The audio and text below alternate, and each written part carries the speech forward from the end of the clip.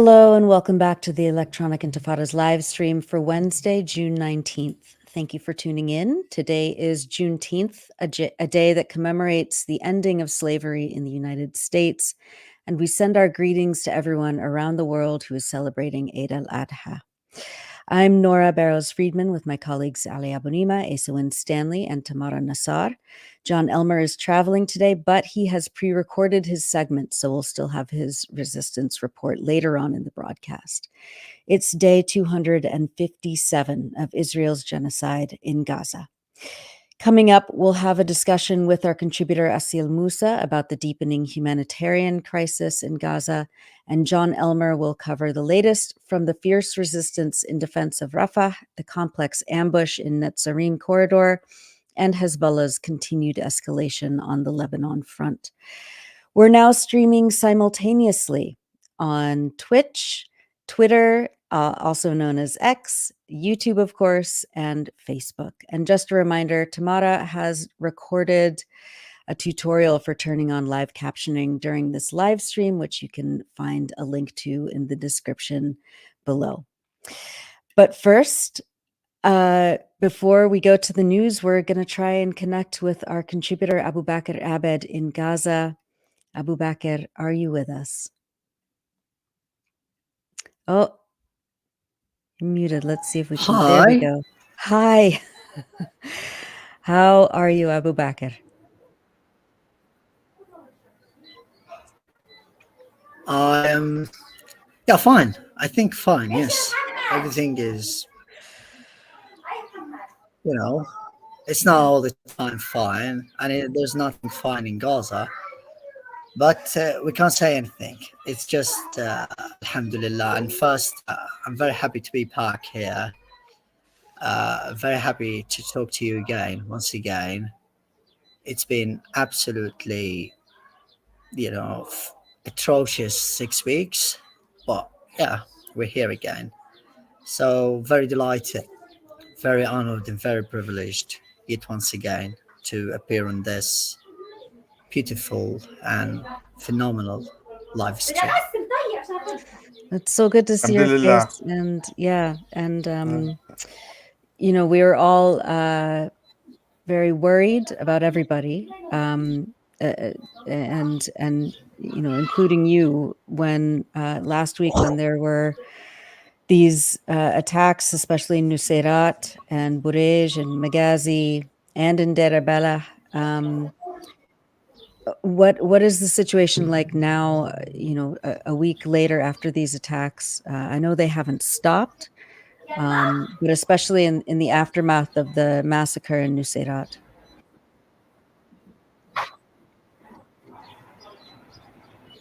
Can't hear you, I'm sorry. Ugh.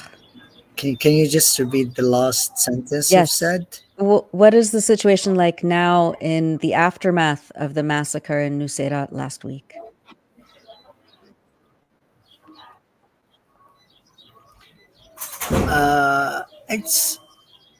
It's really dire, I really don't think that just like the results and the consequences of that massacre have been lethal, and I think like everything has been going from worst to the worst, and people have been so panicked about everything, and they can't really find places to go because every place is now unsafe.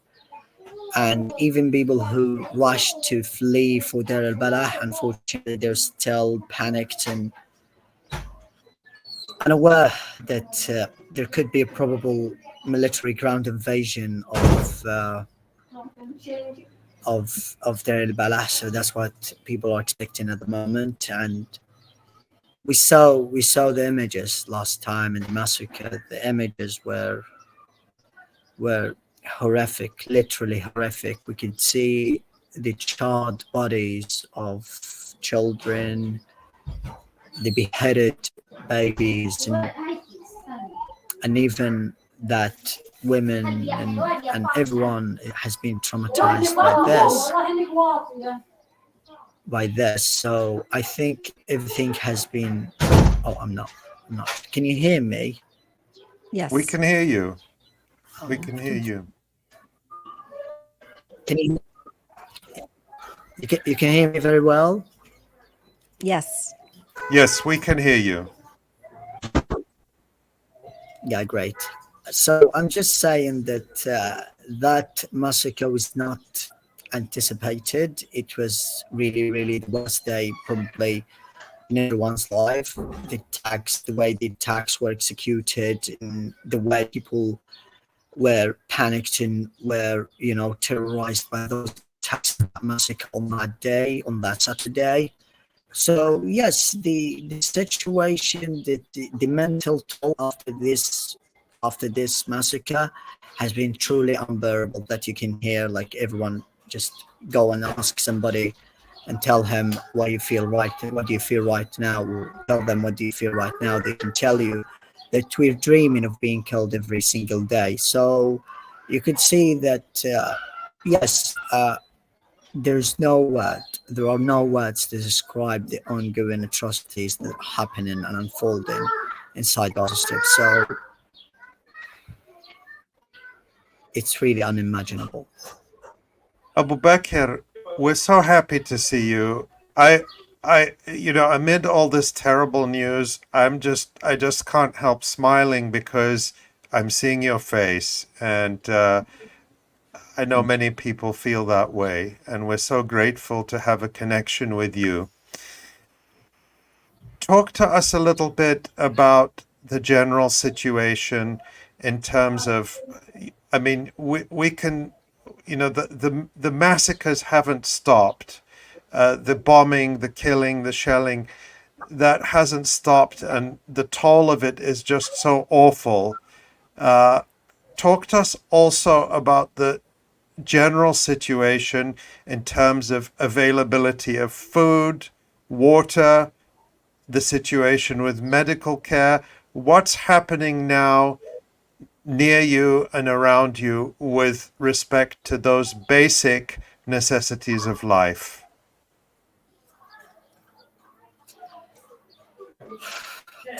I really, again, everything here is just indescribable. What you can see now right now is that everyone has tragedy. Every family has a tragedy. For example, on Eid, the Eid has passed right now. So just common people were desperate to get some meat, to get some food, and to get something on Eid to celebrate. Unfortunately, there was absolutely nothing to celebrate. And at the same time, when I went to an Eid time on the first day of the Eid to please the kids around and everything. Just ask the kids, have you gotten anything from the start or from the morning? They say no at all.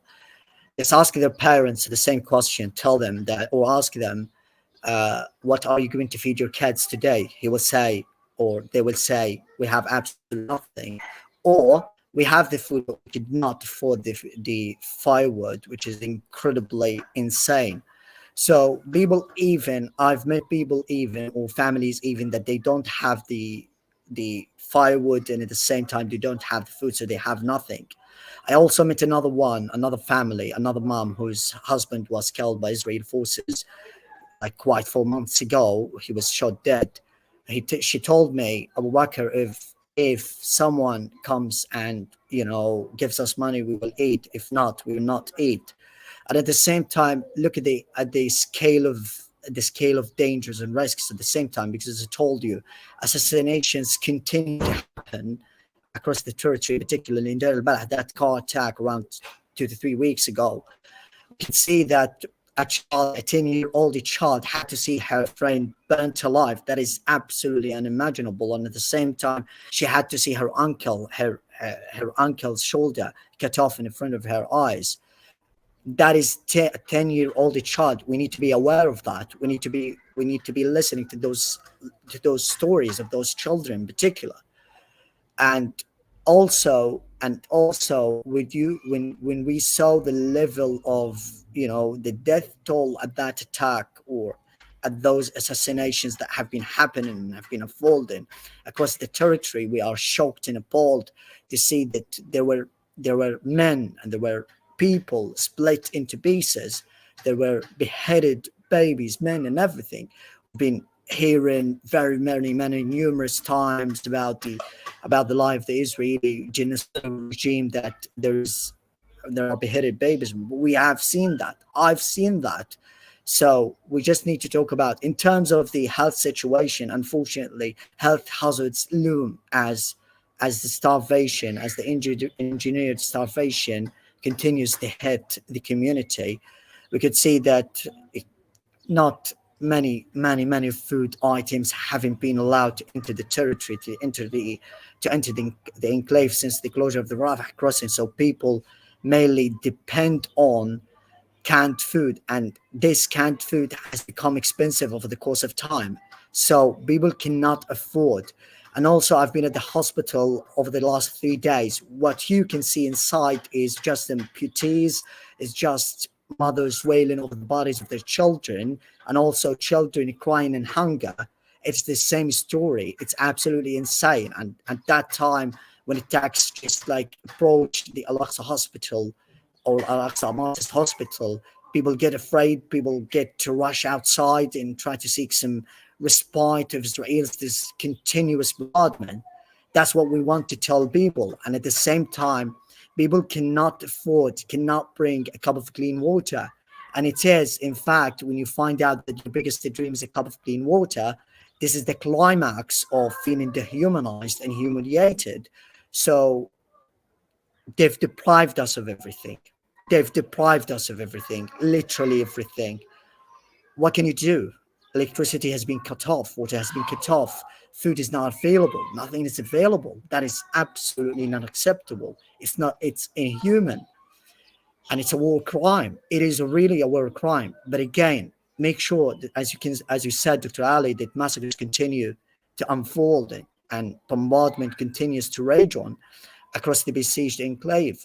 Remember that what we have been doing over the course of time since this genocide started or broke out has not really paid off. It may pay off in some, like, from some aspect or in some aspects, but this has not stopped. And even when you find out that when this continues, when this carries on, there are going to be more killed, there are going to be more casualties. You could see that, unfortunately, ambulances cannot now transport the martyrs, transport the casualties from place to place. So I saw myself people carrying their beloved ones' corpses over their shoulders and take them to the graveyard. And you could see that on Eid, many families are grieving over the graves of their beloved ones, of their families. That is the view that people haven't seen. That is the view that people haven't been aware of. And that is the view that we want people to know. I know it's not understandable, but you need to understand that this must stop.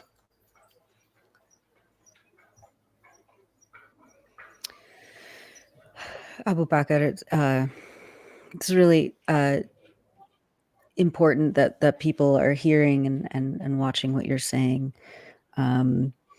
What are, as you move around where you are, trying to connect with family, trying to find food and water and medicine, as you talk with people for reports that you write, what are some of the stories over the last couple of days that have really stuck out to you? What kind of sticks with you right now? As I'm telling you, every single one here in Gaza Strip has a tragedy and has a tragedy that no one can understand. One of the stories on a day that still haunts me is a story of a 14-year-old child. He was in Gaza some months ago. He was trapped in Gaza and bombardment raged on in his area. He had to flee. He left without his family. and then he was told by Israeli forces to go south, but he left without his family. Now he sleeps on the streets.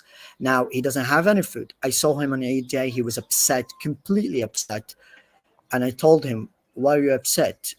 He is barefoot. He doesn't have boots or sandals or anything to wear. He doesn't have any clothes to wear as well. I asked him, "Why are you upset?" He told me, "I have nothing to eat. I have nothing to celebrate on this Eid." And then when I give him just little thing, a very, very little, just little I gave him, he told me, "This is the best day, the most pleasing day of my life."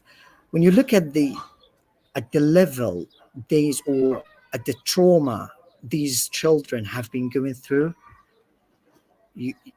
your heart breaks. It breaks. And every time it breaks, you can't really, I don't think that, I don't have words, but as I'm telling you that we've been deprived of everything, me, anyone, everyone. And yes, we're dreaming every day, and I'm saying that I'm responsible for that. We're dreaming every day of being killed. We're dreaming every day of being murdered, of being bombed. That is the current situation. People in Gaza right now have only one wish, which is to be wiped out, to be exterminated. They are out of solutions because this has taken long. But again, we still see hope. We still know that those people protesting, marching, divesting, boycotting are behind us. And that's why we continue to bear. So just put it in your mind. That if you want to stop protesting and acting for Gaza, against the genocide in Gaza, then people will be killed. Then more people will be wounded and killed. You could hear the screams out from everywhere. You could hear mothers' screams and everything. You could hear the cries and the sobs of children when a nearby attack happens. So even the children, they have now learned the war alphabet. Everything they talk about is just related to war. What are you going to do? We are going to be killed by Israel. Children, my nephews and nieces and children outside, they're saying to me, they're asking me every time. They don't say when this stops or when does this stop, but they rather say that when Israel will kill us. When will Israel kill us? This is their question. This is absolutely unbearable. This is absolutely unimaginable. To those leaders who control the world right now, you have children. You have children of this age. You must be a human. Don't charge humans for being humans. That's what the corrupt Western leadership across the world does at the moment. They're charging people for being humans.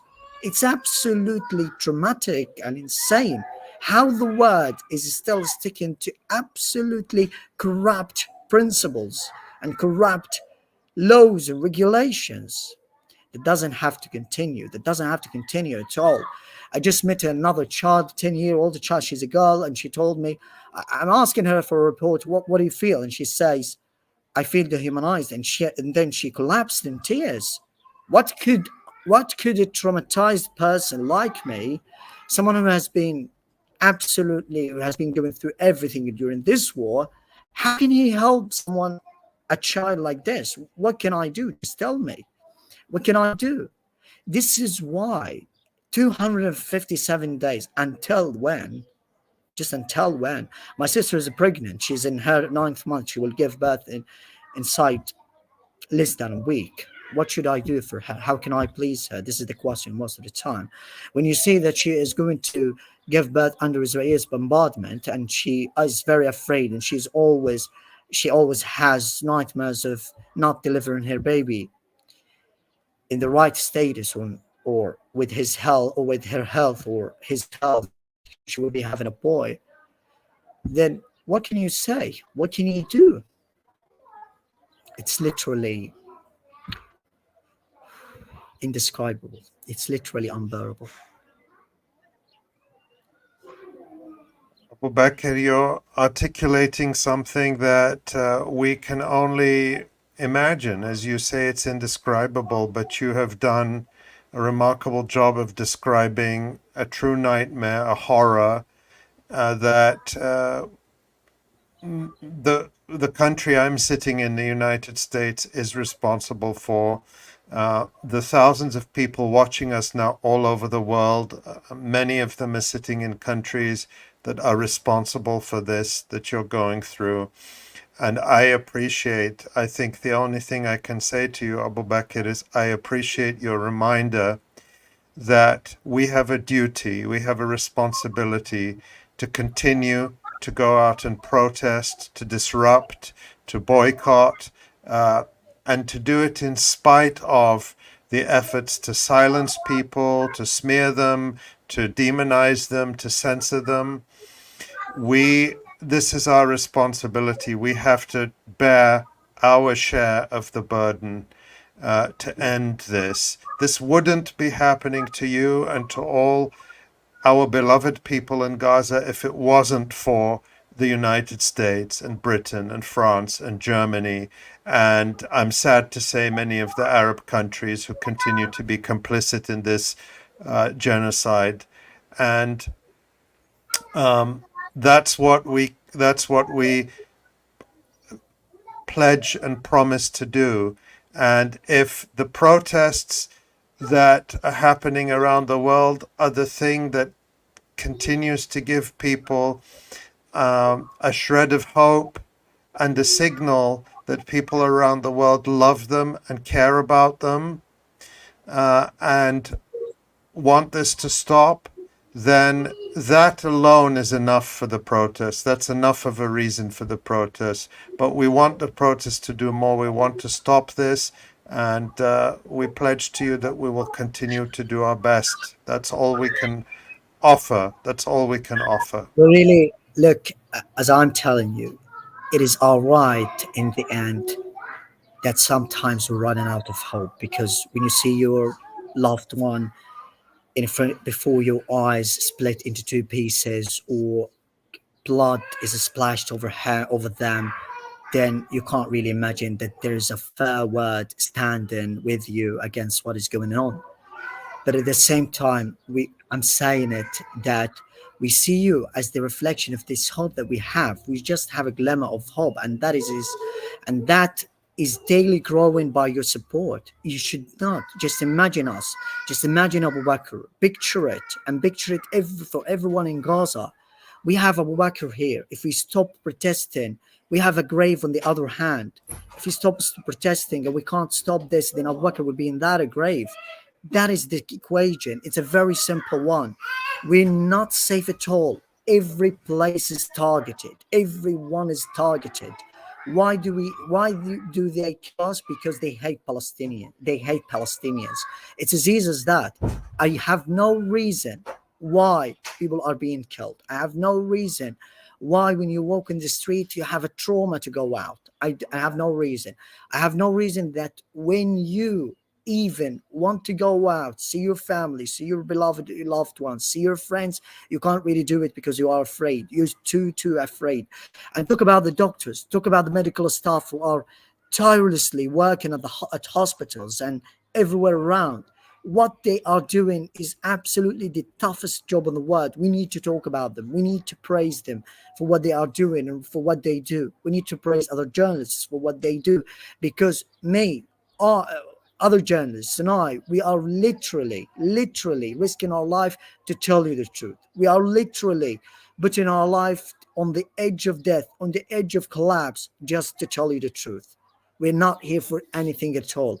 Journalism in Gaza means death, means like giving your soul, like risking your life. That's what it really means. That is what it really means, to tell you what has been happening, to tell you what has been unfolding. So we just want to tell you that we have it, and we have it from the inside bottom of our heart. And I remind you today, tomorrow, and forever that we see you as our healing word. We see you as the reflection of the hope that we will see a free Palestine and a very urgent end to this genocide. We thank you for your message and for everything. And that's why we continue to be encouraged and to be empowered to tell you the truth and to tell you what is really going on from the ground.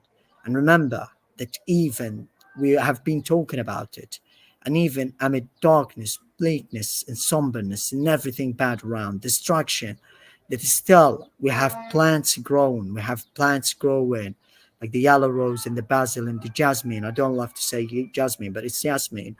And it's just everything is going well. That is the reflection of the inside of our souls again and once again. And always remind yourself that you are the leaves. I'm not exaggerating, but whenever I see my yellow rose, I see you, because I know that this could have not been without you. This is our source of hope. You are our only source of hope. You are our glimmer of hope. Just be there, always protest, always stand with us, and we hope that this will end very, very soon. Thank you so much for your messages, and thank you so much for everything you're doing. Your work has been absolutely phenomenal to me and to everyone who's been seeing you over the course of time. So, yes, this is Abubaker again. Very happy, very delighted to see you again. And this is what has been happening. And remember, and I won't forget it at all, that we will enjoy it together. Inshallah, we will survive and you will see this end. And I'm just going to say that we don't have to forget.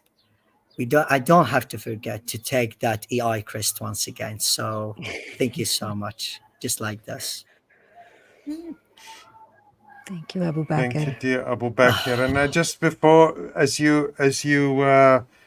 before we let you go, I just want to show people, Tamara, if we can put up Abubaker's most recent article from just a few days ago, Panic in Central Gaza, describing some of the horrifying scenes that Abubaker just talked about, and to remind everyone that Abubaker continues to do this work from Gaza. We always tell you, Abubaker, I'm saying this now in front of everyone, stay safe. We never want you to take any risk that you don't need to take, but we appreciate that you have a sense of commitment and a mission to tell the truth, and we're very honored that you trust us as a platform to share that message with the you one world. question?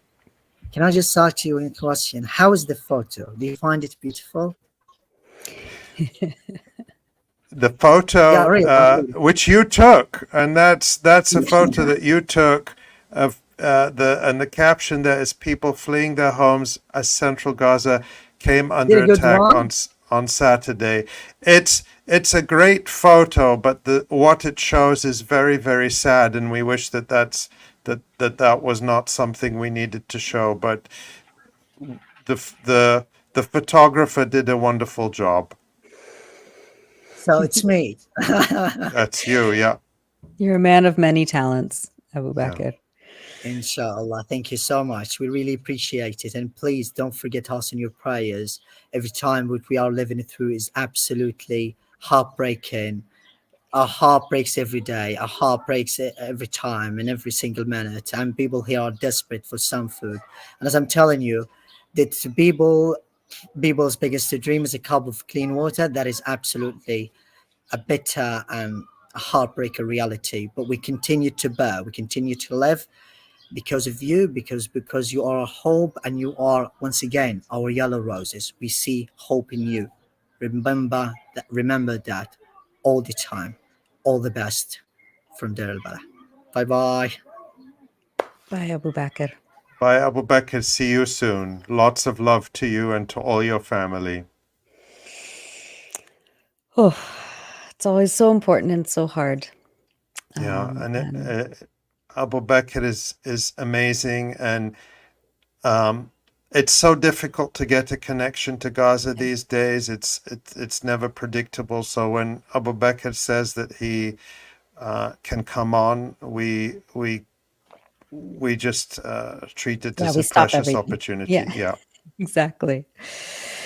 Well, thank you, everyone. And we will, of course, send, there's so many comments for Abubaker, and we'll send those to him. But first, let's see, we're going to go to the news, and then we'll have an interview with Aseel Mousa, another wonderful contributor to the Electronic Intifada, and then we'll go to the Jon Elmer report. But here is some of the news of Israeli attacks on Gaza and the West Bank between June 13th and 19th. Israeli airstrikes and artillery targeted Gaza City in the north, Rafah in the south, and in the central Gaza Strip areas of Deir al-Balah, Maghazi, Nuseirat, and Burej refugee camps over the last several days. Early this morning, Israel bombed the Sheikh Radwan neighborhood in the north of Gaza City, setting the top floor of an apartment building on fire and killing at least 4 people, as Israeli Navy boats fired heavy artillery at the beach refugee camp in the west. Around the same time this morning, Israel once again bombed the Al-Mawasi area northwest of Rafah, targeting the tents of displaced people. On Sunday, as people in Gaza began to celebrate the Eid al-Adha holiday, Israeli forces struck the Burej refugee camp, killing at least 9 Palestinians, including 6 children. On the same day, Israel killed at least 2 Palestinians in the Tal al-Sultan neighborhood in Rafah. Al Jazeera reported that Israeli soldiers targeted an ambulance that was trying to reach the victims as well. Attacks on Burej and the Nuseirat refugee camps continued on Tuesday. Israeli airstrikes killed 17 Palestinians in 2 separate attacks. Al Jazeera's Hind Kudari reported from the Al-Aqsa Martyrs Hospital in Deir al-Balah on Tuesday.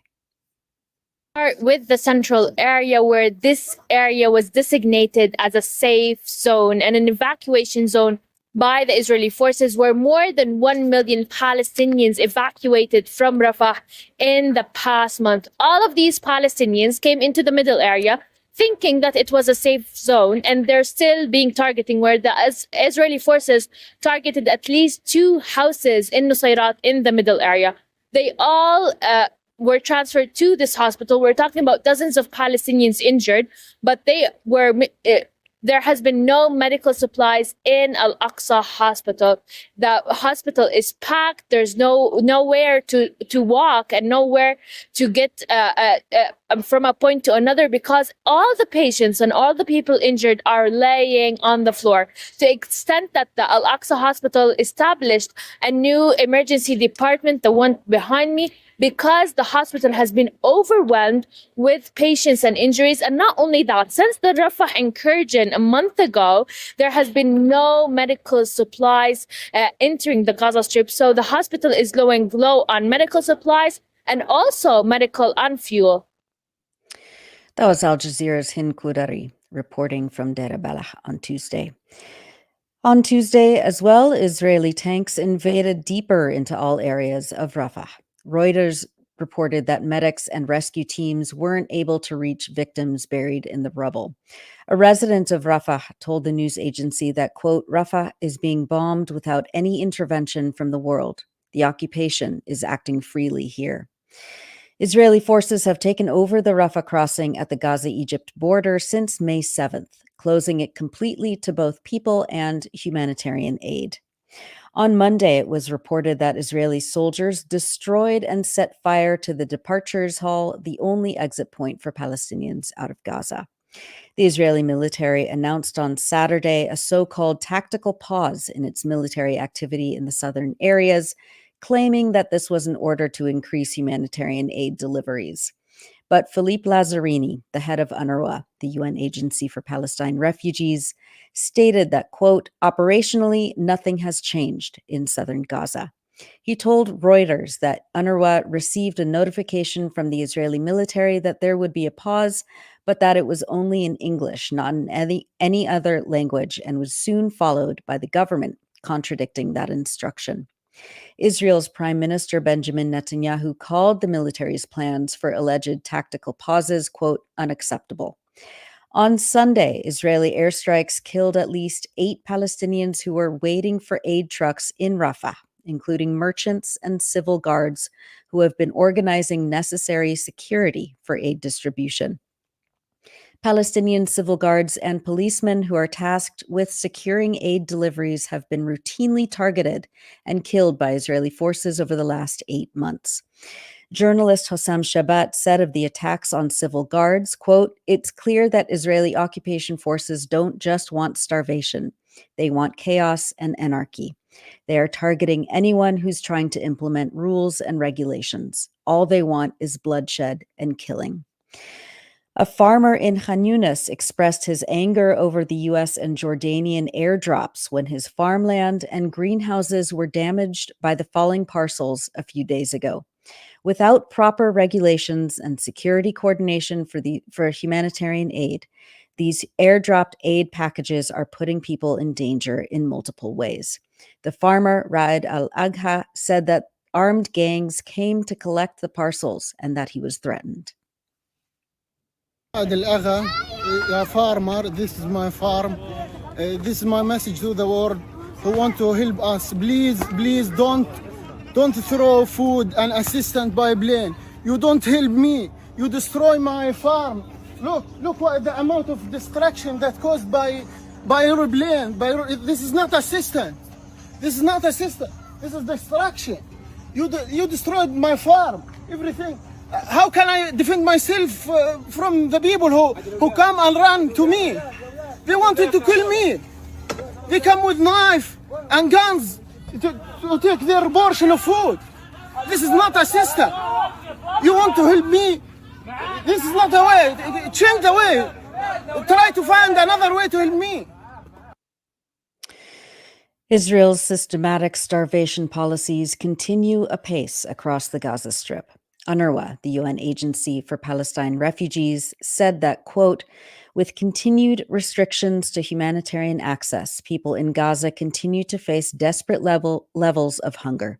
Over 50,000 children require treatment for acute malnutrition."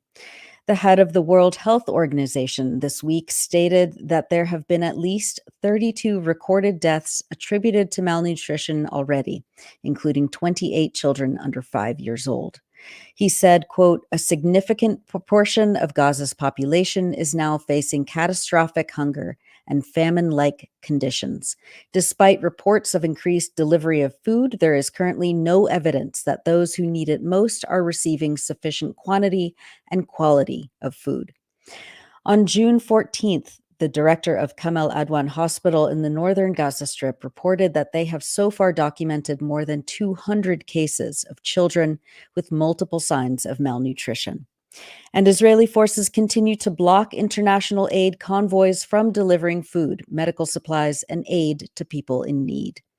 James Elder, the spokesperson for the United Nations Children's Fund, UNICEF, said last week that the agency's aid convoy was stopped for 8 hours at an Israeli checkpoint inside Gaza, and then one of the critical aid trucks was also turned away. He said that fishermen were shot dead in front of him and his colleagues while they were waiting. He recorded this video on the same day, documenting the aid truck convoy being stopped by Israeli forces, and I'll narrate the captions in this video for accessibility. Whilst they keep discussing whether or not the people here in Gaza will get a ceasefire, we, the United Nations, will keep delivering supplies as much as we can. This is a truck, medical supplies, as you see there in Arabic, and nutrition supplies, preventative and curative, heading to the north. After leaving Deir al-Balah with all the needed approvals to distribute these life-saving supplies, the convoy was forced to wait for more than 5 hours near a military checkpoint. Here we are, still unable to go, still explosions. We are now, no truck. If you notice, no truck. That is the medical supplies, that is nutritional supplies for 10,000 people. It was denied. After all the approvals, it's denied, it's gone back. 5 hours here, we'll have to do the same.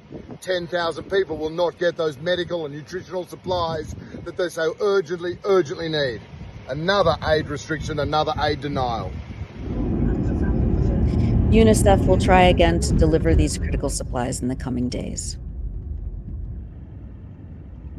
The delivery of aid is a matter of life or death for children. Ensure safe and consistent access for humanitarian aid into and within the Gaza Strip. That was James Elder of UNICEF. The bureaucratic arm of Israel's occupation, 𝐄𝐥𝐿, responded by calling Elder a liar and claimed the UNICEF truck that was turned away violated security protocols. The Israeli army is also destroying warehouses for humanitarian aid, food, and essential supplies.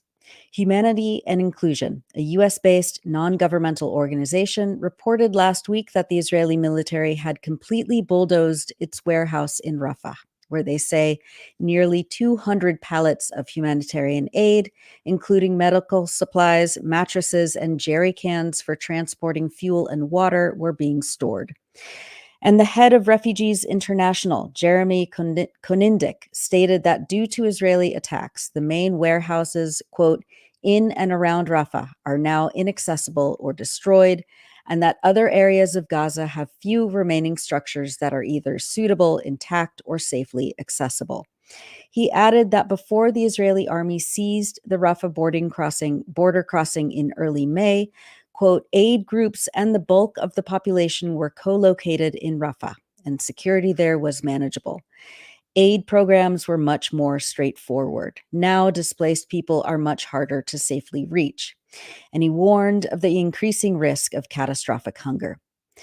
Our contributor Sundos Al-Fayumi wrote that, quote, the markets in Gaza City are usually full of people and goods before Eid al-Adha.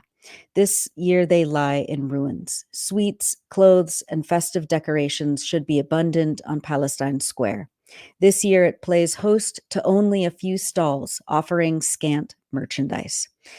Eid al-Adha is supposed to be a feast. Gaza is gripped by famine. More than 1 million people, about half of Gaza's population, face catastrophic levels of food insecurity. On average, just 80 truckloads of humanitarian aid were delivered per day during the first week in June. About 500 truckloads were allowed into Gaza daily before the current genocidal war began. More than 96% of women are not meeting their nutrient requirements, humanitarian groups have calculated. That was from Sundos Al-Fayumi's feature, Famine at a Feast Time, on electronicintifada.net. Khalud Rabah Suleiman also wrote about the widespread hunger and starvation in Gaza. She writes about several children with chronic health issues who are particularly vulnerable, including a boy she spoke with, 3-year-old Yaman. Quote, his health problems have worsened amid the current war, during which people throughout Gaza have become reliant on canned rather than fresh food, Khalud writes. Soon after food became scarce, Yaman started vomiting and having diarrhea. As he is dehydrated, Yaman should be drinking plenty of water and be fed nutritious soup to replace lost fluids. Yaman is living with his parents in a tent. It has been set up in Al-Mawasi, an area of southern Gaza. As there is no clean water available, Yaman's father Ismail has to visit a school a few kilometers away every day so that he can get a bottle of salty water. Ismail also spends a great deal of time looking for lentils, which can be used in making soup. Although Yaman has been taking nutritional supplements he gets from a clinic, his weight has fallen considerably. I am terrified of losing him, Ismail, his father said. He is my only child. That was from Khalud Rabah Suleiman's feature, Fears Rise for Gaza's Starving Children. And for more firsthand accounts of the systematic effects of Israel's starvation policies in Gaza, read Ruwaida Amer's features, Nothing to Eat at Eid, and Hunger is Rapidly Getting Worse in Gaza, as well as Iman Al-Hajj Ali's Craving the Simple Pleasures of Eid, all on electronicintifada.net. The Palestinian Health Ministry in Gaza reported on Tuesday that the health sector has lost more than 70% of its capacity across the Gaza Strip, and that it is struggling with its partner institutions to support the remaining medical centers by establishing field hospitals, which are limited in their scope of services. The health ministry also appealed to international and human rights institutions to, quote, reveal the fate of dozens of health personnel who were kidnapped from hospitals while carrying out their humanitarian duties. This week, it was reported that yet another Palestinian physician was kidnapped and likely tortured to death by Israeli forces. Dr. Iyad Al-Rantisi, the head of obstetrics and gynecology at the Kamal Adwan Hospital in northern Gaza, was abducted by Israeli forces in November and taken to Shikma prison. He was interrogated by Israeli Shin Bet agents and died 6 days later. The manager of Kamal Adwan Hospital told the Tel Aviv newspaper Haaretz that neither he nor Al-Rantisi's family received any information about his fate. Haaretz stated that, quote, the Ashkelon Magistrates Court issued a 6-month gag order prohibiting publication of all details of the case, including the existence of the gag order. Turning to the West Bank, Israeli settlers attacked and beat Palestinians in several areas on Tuesday, including the village of Der Dibwan, villages of Der Dibwan, Huwara, and Burin. The Wafa news agency reported that settlers also set fire to Palestinian agricultural lands in the village of Barka, east of Ramallah. Israeli soldiers, meanwhile, shot and injured 2 Palestinian youths in Nablus on Tuesday, and this video shows at least 7 armored personnel carriers invading the nearby town of Beit Abia early this morning. Other invasions were reported in Qalqilia, Jenin, and El Bire overnight. 3 Palestinian youths were shot and killed during a raid into the southern West Bank village of Beit Omar near Hebron on Tuesday. Volker Turk, the United Nations High Commissioner for Human Rights, stated on Tuesday, quote, the situation in the West Bank, including East Jerusalem, is dramatically deteriorating. As of June 15th, 528 Palestinians, 133 of them children, have been killed by Israeli security forces and or settlers since October, in many cases raising serious concerns of unlawful killings. Our colleague Tamara Nassar reported last week on the Israeli military's killing of 6 Palestinians in the village of Kafardan near Jenin. She writes that, quote, Israeli forces and settlers have injured over 5,200 Palestinians in the West Bank since October 7th, at least 800 of them children. 1/3 of all injuries were by live ammunition. Israeli forces and settlers have killed 51 Palestinian children since the beginning of the year, including 2 U.S. citizens, according to documentation by Defense for Children International Palestine. For much more on the situation in Jenin and across the West Bank, read Tamara Nassar's report, Israel Kills Children, Damages Infrastructure in West Bank, on electronicintifada.net. And finally, we wanted to bring you some images and videos from journalists and others in Gaza who are not just relentlessly documenting the unspeakable atrocities, but also making sure to highlight the resilience, joy, and determination of the Palestinian people. Palestinian women made traditional date cookies to celebrate Eid in Khan Yunis, forming the rings of dough amongst the rubble. Our contributor, Abubaker Abed, posted these photos of himself with smiling children on Eid. Ahmed Al-Astal, a professor of architecture at the Islamic University of Gaza, which Israel has completely destroyed, showed his plans for the house he will build after the war. Volunteers began cleaning and repairing Al-Shifa Hospital in Gaza City, which was completely decimated by Israel months ago. And the Palestine Red Crescent Society repaired one of its clinics in Jabalia. The Red Crescent said that they are, quote, resuming operations and receiving the injured and sick at the PRCS medical post in Jabalia, northern Gaza. Our volunteers successfully restored and rehabilitated the site, despite the significant destruction caused by the Israeli occupation soldiers. The Medical Association also saluted one of its veteran ambulance drivers in a social media post on Tuesday. Hamed Al-Kurdi, who they say has spent 20 years as an ambulance driver with the Palestine Red Crescent Society, said, quote, nothing compares to this war. I haven't seen anything like what's happening in all these 20 years. I will continue to work for humanity, and I will not stop helping people. We have no other option. Hossam Shabat, a young journalist in northern Gaza, documented the installation of a water well this week in Jabalia refugee camp. He posted on social media that thanks to donations, quote, we rehabilitated the center, which was destroyed by the occupation army. in terms of sanitation, pumping drinking water, cleaning the shelter center, and distributing cash to the displaced. We restored life in that area and distributed food in this place. The projects are continuing because of your support for the displaced in shelter centers. We continue, God willing, to extend a helping hand and provide relief to our displaced people in shelters. This is the first well to be operated after the occupation army destroyed the area, and God willing, we will work to operate a number of wells in that area. Hossam had a busy week. He also helped deliver clothes to hundreds of children who he said hadn't had a change of clothes in months. And on top of all that, he said that he's been working with his team to renovate and repair a UN school in the Jabalia refugee camp. He says that this school became a shelter for thousands of displaced families in Jabalia. Quote, when Israeli occupation forces invaded Jabalia a couple of weeks ago, they burned the school. My team and I have been working tirelessly to renovate the school in order to house the thousands displaced. Here's some of our progress. And that was from the young journalist Hossam Shabat in northern Gaza. And that's it for the news roundup. As always, go to electronicintifada.net for much more, especially to read our new features by our phenomenal writers in Gaza. And you're watching the Electronic Intifada live stream. I'm Nora Barrows-Friedman with Ali Abunimah. Hi, Ali. Hi, Nora. Thank you again. I'm just holding my breath as you read so much of that. It's so much to take in. And as you mentioned, as we know, it is Eid.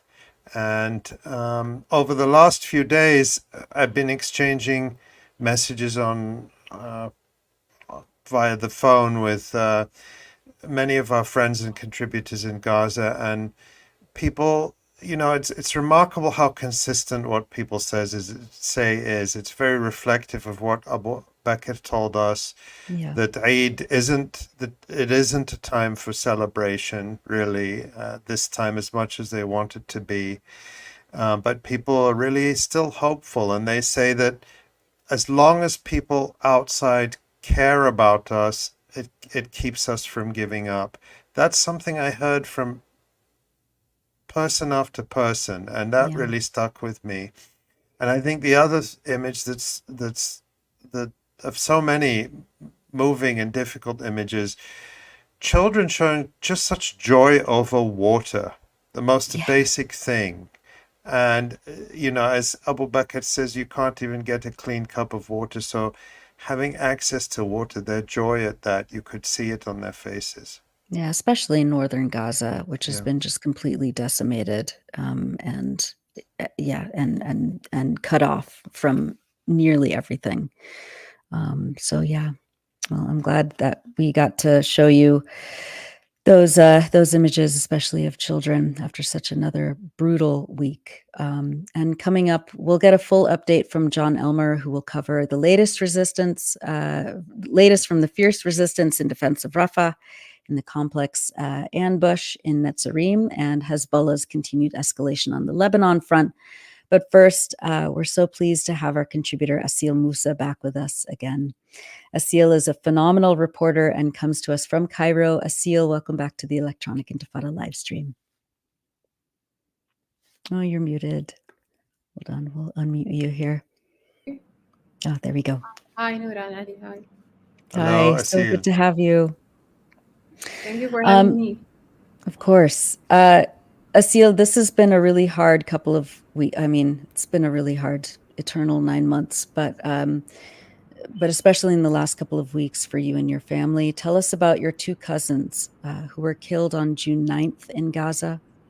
And tell us about them. My two cousins, Muhammad Ibrahim Abu Ghazza and Jabir Ahmed Juda.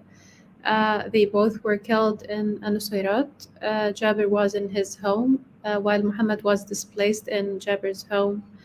Jabir is a father of 4 children. Juda, Rafi, Ghaid, and his little daughter, Mada. And Muhammad is a groom. He is engaged, and we were supposed to celebrate his marriage in the last December.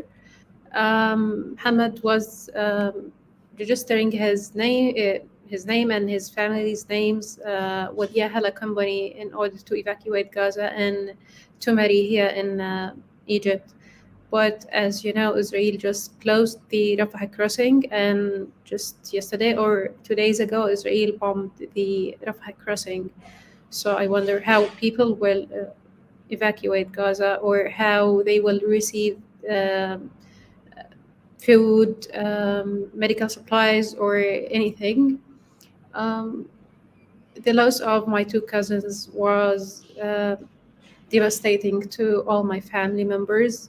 Actually, they are my mom's nephews.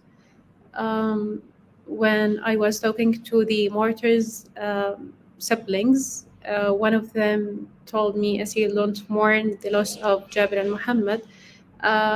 In a month, you will mourn the loss of all of us. She means all the family members who are still in Gaza. This was the most awful thing that I heard. Actually, I wanted to write about Muhammad and Jabir, but I didn't have the strength to do that, and I cannot ask Muhammad's fiancée if she can tell me about their relationship, about their dreams, about their plans. She's a surgeon, and she was working in a Shifa hospital until the Israeli occupation invaded Shifa and forced her to evacuate. And then she worked hardly in Al-Aqsa Martyrs Hospital, and she was devastated with the news of her fiancé killing. Jabir, who was also killed, and he was in his home in Nusayrat, was in the phone with his brother who lives in the West Bank, whose name is Mu'min. Mu'min told me, Aseel, I was talking to Jabir, and then I heard bombing. I was shouting, Jabir, Jabir, where are you? And I was trying to know what happened. And then he told me I lost the connection with the phone of Jabir. And he contacted one of their neighbors in Nusayrat. He told him, I'm so sorry for your loss, but Jabir was killed. I don't know how we can bear just such a situation. And I just want to say that Jabir's wife, Maha, is Muhammad's brother. That means Maha, my cousin, lost her husband and her brother in the same airstrike. I can imagine her pain. This is just awful. Over 37,000 Palestinians have been killed, and I lost so many people in the war. I lost so many friends and members of my extended family. But losing Muhammad and Jabir was devastating. Until now, I can't bear the pain of losing them, especially when Eid came, and I just recalling my memories with them when they were come to visit and to eat some sweets in my home, and we used to go out together, and I just recall my memories with them, and feels more bad. Allah yarhamhum. I mean, inshallah. And Aseel, now maybe it's difficult, but I hope that at some time you'll find the strength to write about them, because as difficult as it is, we want to tell the stories of as many people as we can. Every single person, when we hear a number like 37,000, I think today they said 37,600 and something, we know that's not the real number. We know it's much more than that.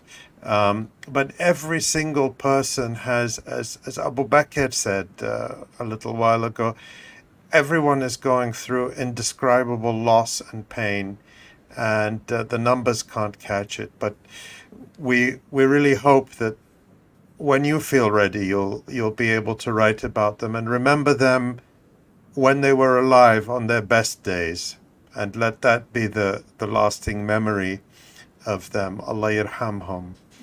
And Aseel, even through all of this, you've continued to work, to write, to tell the stories of people in Gaza.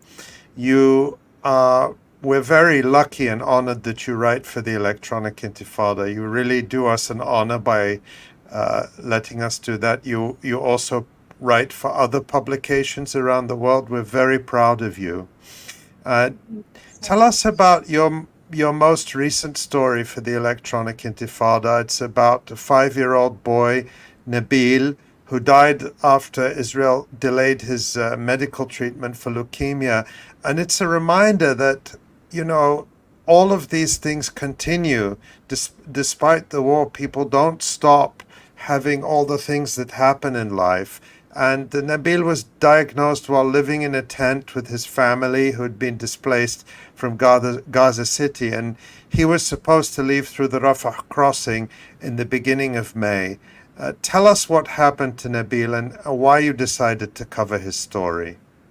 Okay. Actually, Israel is killing Palestinians not only with the bombardments, not only with the missiles, but also killing them with starvation, which is internationally prohibited. It's killing them by closing the by the closure of the Rafah border crossing and the Erez crossing. We know that the healthcare system in Gaza is already collapsed after more than 200 days of Israeli genocide. So people who need treatment can get it in Gaza because there is no enough medical supplies. There's no enough spaces in the hospitals. Maybe the majority of the hospitals on the Gaza Strip in the north and the south, or even in the central area of the Gaza Strip, cannot operate anymore. According to Nabil, his mother is my colleague. He was my colleague in the university, and she's a mother of two. Nabil, who's 5, and Sally, who's I think 3. Nabil's family were displaced from their home in the north of the Gaza Strip to the south. They moved to Rafah, and there they stayed in a home with so many displaced people. And according to his mom, Aya told me, Aseel, the situation was unbearable. We were so many people in the same house. We were suffering to get any food, water, or any necessities. So they decided to move to a tent. Also in Rafah, but in a different neighborhood. The situation in the tent was also awful. People cannot stay in a clean environment while they are crowded, while they don't have water or even place to sleep in, or anything they can need, any human can need. So he was bitten by a mosquito, and she took him to the hospital. And there, after so many tests and a blood test, he was diagnosed with leukemia. She took him to the European hospital in the north of the Gaza Strip, where he stayed approximately 2 weeks.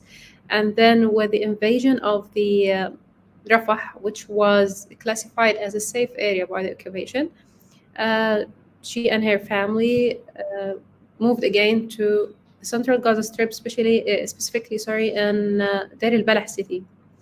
There she stayed with Nabil in the Al-Aqsa Martyr Hospital for so many days, and she appealed for the media outlets and for the human rights organizations to help her and to deliver her son's message to the world in order to intervene to help her to evacuate Gaza. Even the Rafah crossing was closed already.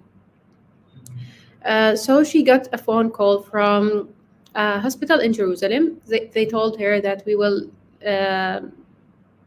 bring treatment for Nabil.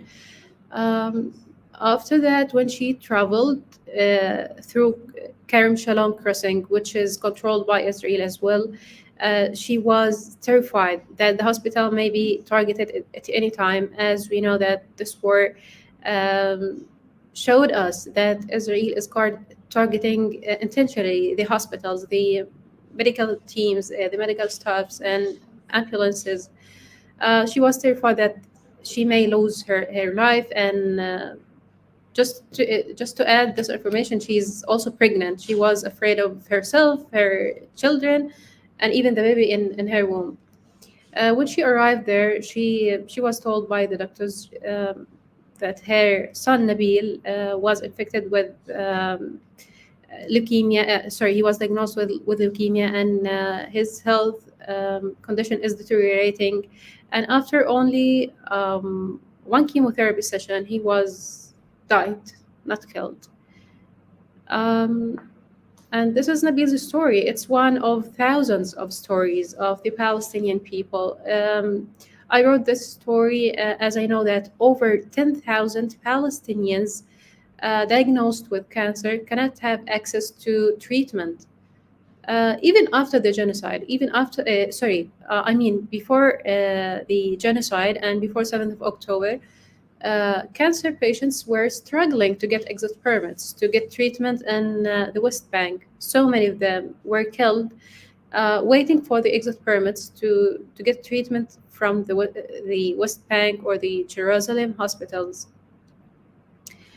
But this is Israel, and this is the most moral occupation and the most moral army in the world.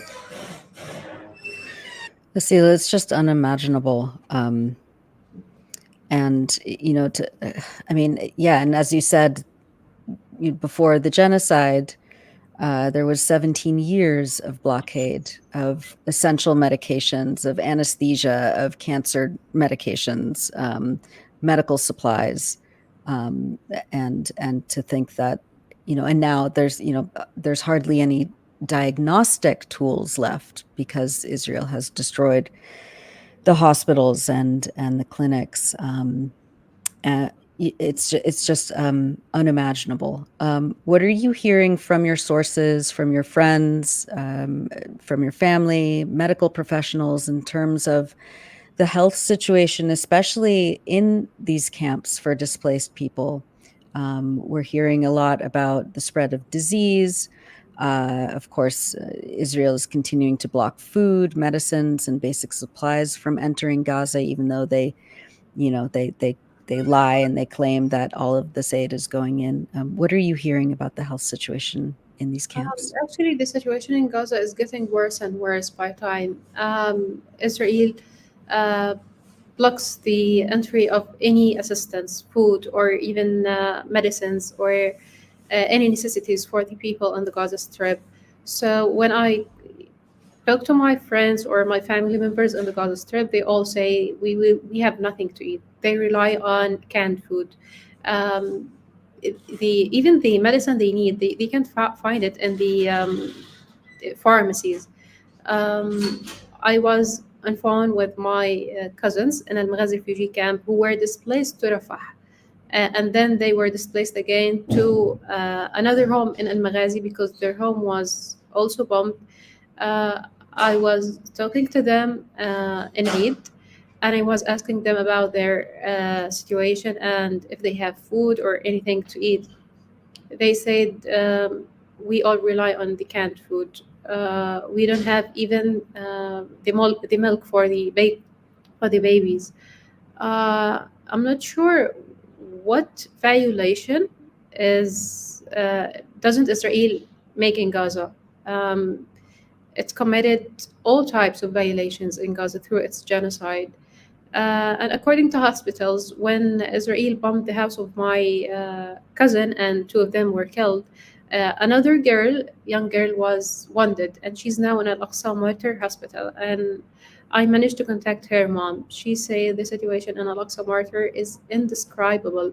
What the people are on the ground, so many of them are screaming out of pain, and they can't bear their pain, and doctors can do nothing for them.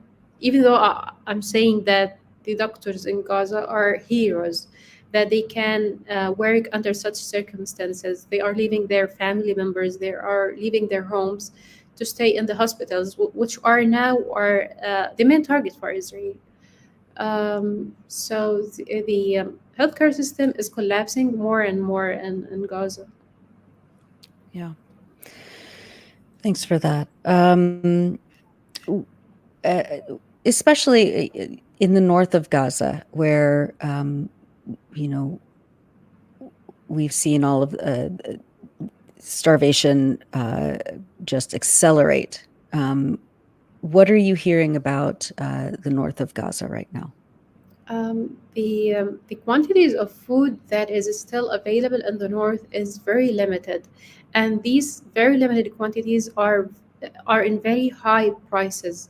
And after 9 months of genocide, people lost, I think, all their savings, and they bought food with very high prices. So now they can't buy it if it is available. The starvation is threatening the north again. People in the past few months were forced to eat grass, and they were forced to eat the animal food in order to survive. And a huge number of babies were killed because of the malnutrition. So this will come again, I think, in the coming just few days, because already people lost everything that they can eat.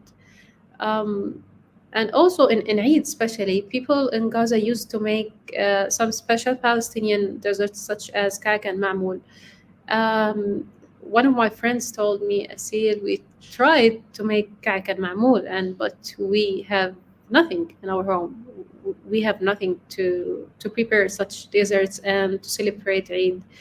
And people were making like comedian videos from the north, and they saying we will make lamb, and we will make feta, which is a Palestinian cuisine, and they made the rice, and they wrote on the photo, imagine that this is meat. There's nothing to eat in the north. It must be so difficult for you in Cairo. On the one hand, you and your family are safe from the bombing, safe from the famine, but you must be worried about your friends, your loved ones, your family who remain in Gaza. As you just told us, your cousins Mohammed and Jabir were killed, and so you're not shielded from the unbearable pain of what's happening in Gaza. But I want to ask you, as a working journalist, as somebody who survived this genocide, who is experiencing this genocide, but you're still continuing to work, what's it like to continue covering these stories from your temporary home in Gaza? What's it like for you? What's it like on a typical day to try to do this work? And I say temporary because, inshallah, soon it will never be a. Yeah, you know, my own. Alhamdulillah. Yeah, tell us about that. Working from Cairo makes me feel guilty. When I saw Abubaker just a few minutes or an hour ago, I felt more guilty. Just he is under bombardment. He is speaking strongly. He was telling the world that we have the right to lose the hope, because the world sometimes treats Palestinians as heroes without feelings. Palestinians, yes, are heroes, and they show their resilience, and they're very attached to their land and to their country. But they are people, they are human beings. They can't, nobody in the world can bear the pain of losing beloved ones, of being under bombardment all the time for 9 months. So when I saw Abubaker speaking about the people he meet in the hospital, the people who meet in the streets, and he's still working, I was so proud of him. I am really proud of his work and of the work of all journalists in Gaza. Here in Cairo, I work while I'm feeling safe. There's no drone in the sky, and I have food and I have water. And actually, the weather in the Gaza Strip now is very bad. It's very hot. While people don't have access to electricity, so they cannot switch on any ACs or something like that. So they are dying. They are working under unbearable pressure. But working from Cairo makes it difficult for me to reach the victims because the internet connection in Gaza is very bad, and even the telecommunications are very bad. And I was there, and I know how hard it is to connect to the internet and how hard it is to charge your mobile phone or laptop. But I'm doing my best to cover as much stories as I can, to tell the world the truth, and even to make myself feel a little bit comfortable that I'm doing things to my cause and to make my beauty and to be the voice for the voiceless people in my country. And you're doing just an incredible job, Aseel. We're very proud of you. And we're proud of Abubaker. We're proud of all our contributors in Gaza. And you were one of them, and just until a short time ago. And I know that when you were about to leave Gaza, you told me how much you didn't want to leave, but you couldn't stay without your family who needed to leave for different reasons. And so we know that your heart is in Gaza. We know that you'll return to Gaza as soon as you can. But we're very happy that you're safe. We're very glad that you're safe and that you are doing so much to bring the truth out. And we thank you for that. I give condolence to myself by remembering myself with Rifat's, may his soul rest in peace, Dr. Rifat's poem, "If I must die, you must live to tell my story." So maybe we must live to tell the stories. We must survive. I mean, Indeed. Aseel Mousa, thank you so much for joining us again on the Electronic Intifada live stream. We would love to have you back anytime. And again, people should go to theelectronicintifada.net and read Aseel's latest. And yes, and as Ali said, we're so proud of you. Our audience is so grateful. And thank you, Aseel. Thank you so much, Nora and Ali. thank you. We'll see you soon. Oh, she's incredible. I'm so glad that we could catch up with her today. Yeah, and I'm just reminded too of the,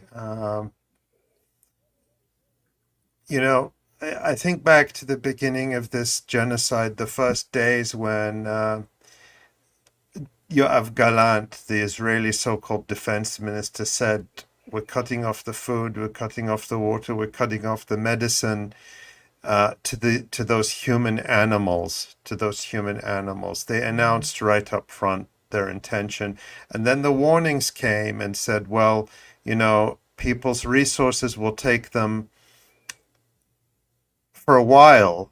People, whether they had food stores, whether they had savings, but that will run out and we'll see people dying of famine.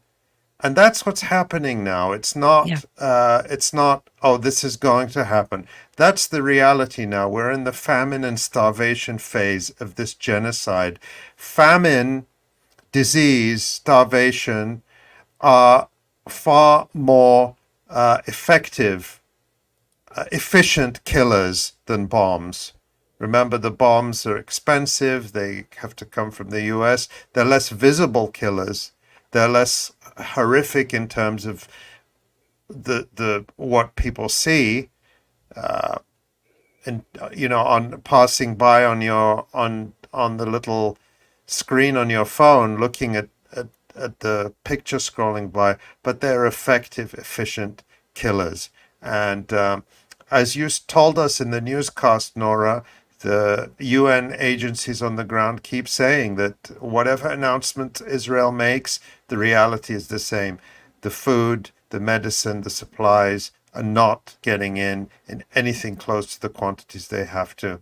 And I'm just reminded, listening to Aseel, about the agony and the pain of course, of people in Gaza first and foremost, but their family members who are outside Gaza and who feel, I mean, many of us feel, I feel that sense of guilt. How can life go on day to day when we're witnesses to a genocide? And that is amplified and magnified for people, including Aseel, who have their families still there, their friends and their loved ones. And what we say to them is that there's no, it's a human emotion, but we're all doing what we can, and we're all going to continue doing what we can. Yeah. Yeah. And like Aseel quoted 𝐓𝐻𝐞 poem, you know, we have to live to tell that tale. So, yeah, well, yeah, again, so proud of Aseel. And we have, I think it was 5 or 6 different features up on the Electronic Intifada right now that go into the issue of the starvation policies, the engineered starvation by Israel in And that Gaza. because, Nora, because that's a reflection of what's happening now. I mean, Yeah. we have so many stories. I was reading them this morning, and we have so many stories that are focused on starvation and famine because that's the widespread reality Right. now. Right. And of course, once again, the U.S. administration could make one phone call and demand that these multiple crossings into Gaza be opened, but they're not. And you're watching and listening to the Electronic Intifada live stream. I'm Nora Barrows-Friedman with Ali Abunimah. We're going to now go to Jon Elmer for his resistance report. Jon is currently traveling, but he'll be back with us next week, of course. He did record his segment, so let's go to that now. We'll be back. Thanks, Nora. We are going to begin the resistance report in the south this week in Rafah, where the main battle space at this point in the war is. Israel's claiming to be attacking the final 4 battalions, as they call it, in Rafah. But we've been talking about this all throughout the war. These numbers are arbitrary numbers that don't have anything to do with the number of fighters that are in Rafah, or the strength of the battalions, or the ability of the battalions to reform themselves and to move from different areas. Like we're seeing the map here of all of Gaza. You can see how fighters can move from Khan Yunis down to Rafah. So the main battle space is in Rafah. We'll look at this map a little closer in. I want to just thank Maxwell for this map and for everybody that answered my call for the maps last week. Lots of audience participation, and we've got a good map here to show us the main areas that we're going to be talking about today. Tel Sultan is the site of the significant operation this week, but we're also going to be talking about the Philadelphia corridor. So if we look at this map, this next map, we can see the way the Philadelphia corridor runs. This is a 15-kilometer corridor that runs along the Egyptian border. It divides Rafah, Gaza from Rafah, Egypt. It's right along the border. And as I've said over the last few weeks, this is a demilitarized zone. So Israel moving quickly up this line and capturing, taking a full operational control, as they say, over the Philadelphia corridor is not a significant military achievement. But what it has done is stretched their supply lines significantly along the border. As I said, 15-kilometer long border.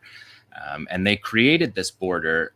I described on the show last week how they created this border during the Second Intifada by demolishing hundreds of houses along this corridor to push the houses back off the border. And I talked about some of the significant resistance operations along the Philadelphia corridor. And interestingly, the next day, 𝐓𝐡𝐞 published a poster of showing, we'll look at number 2 here.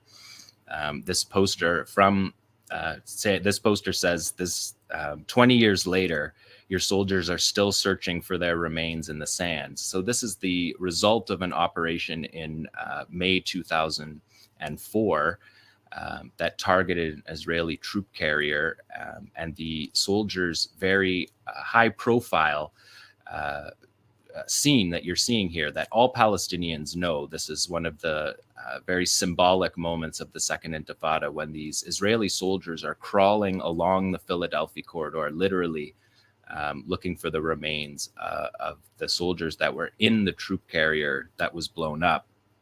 And it's interesting that that came out this week, because in a way it was a foreshadowing of a very significant operation that went down this week along the Philadelphia corridor in Tel Sultan. But let me just tell you a little bit about the 2004 operation. This is reading from the Washington Post, May 13th, Washington Post, 2004. Hundreds of Israeli soldiers searched the border area between Gaza and Egypt on Thursday for the remains of 5 soldiers killed in a huge explosion on Wednesday. The explosion occurred around 6 p.m. when a militant from the radical group Islamic Jihad fired a shoulder-launched rocket-propelled grenade at a convoy of 3 Israeli armored vehicles that had stopped along the border to blow up the entrance of a smuggling tunnel, according to Israeli officials and a statement by Islamic Jihad, Saraya al-Quds. The rocket hit an armored personnel carrier containing 1,750 pounds of explosives, causing a tremendous blast that killed 5 soldiers, injured 3 others, and reportedly sent debris flying as far as half a mile away. Israeli soldiers fanned out to secure a wide area around the blast site so that Palestinian militants would not seize any of the body parts and hold them for ransom, as they did on a Tuesday attack that killed 6 soldiers in Gaza City.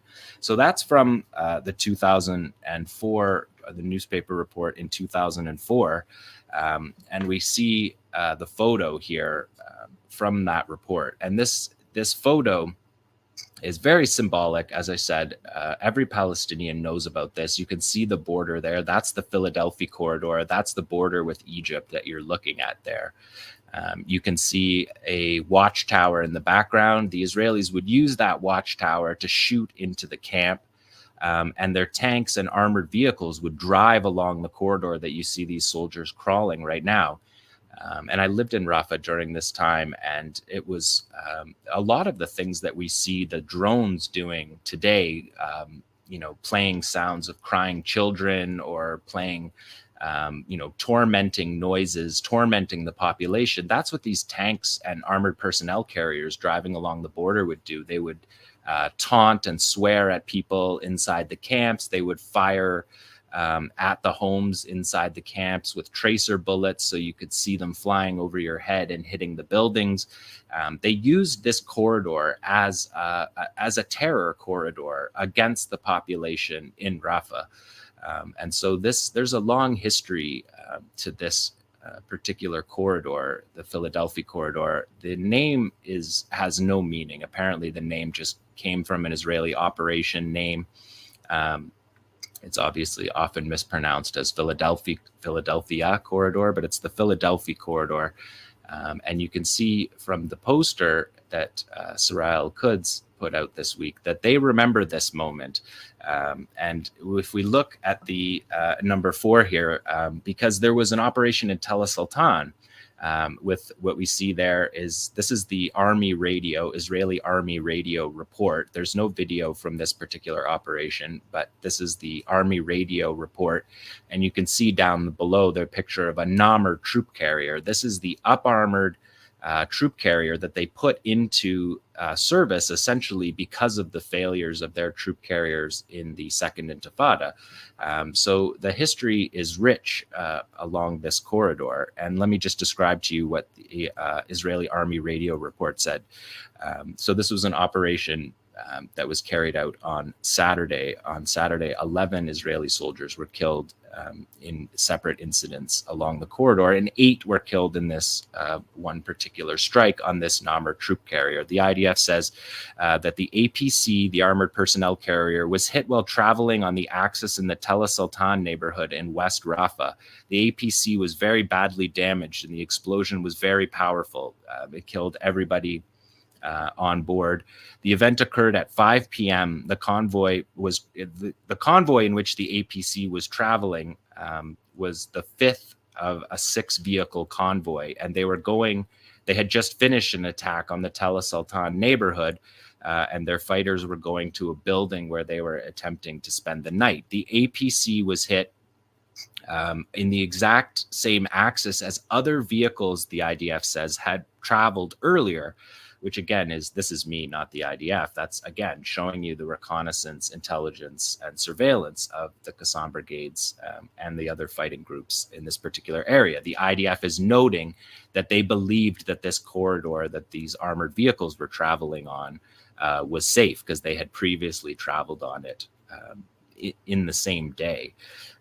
This was a Namr combat engineering vehicle with many explosive materials in it. The IDF reports these are explosives. This is me again. These are explosives that we know are used to put inside houses. The Israelis are using anti-tank mines to blow up houses, to blow up entire neighborhoods.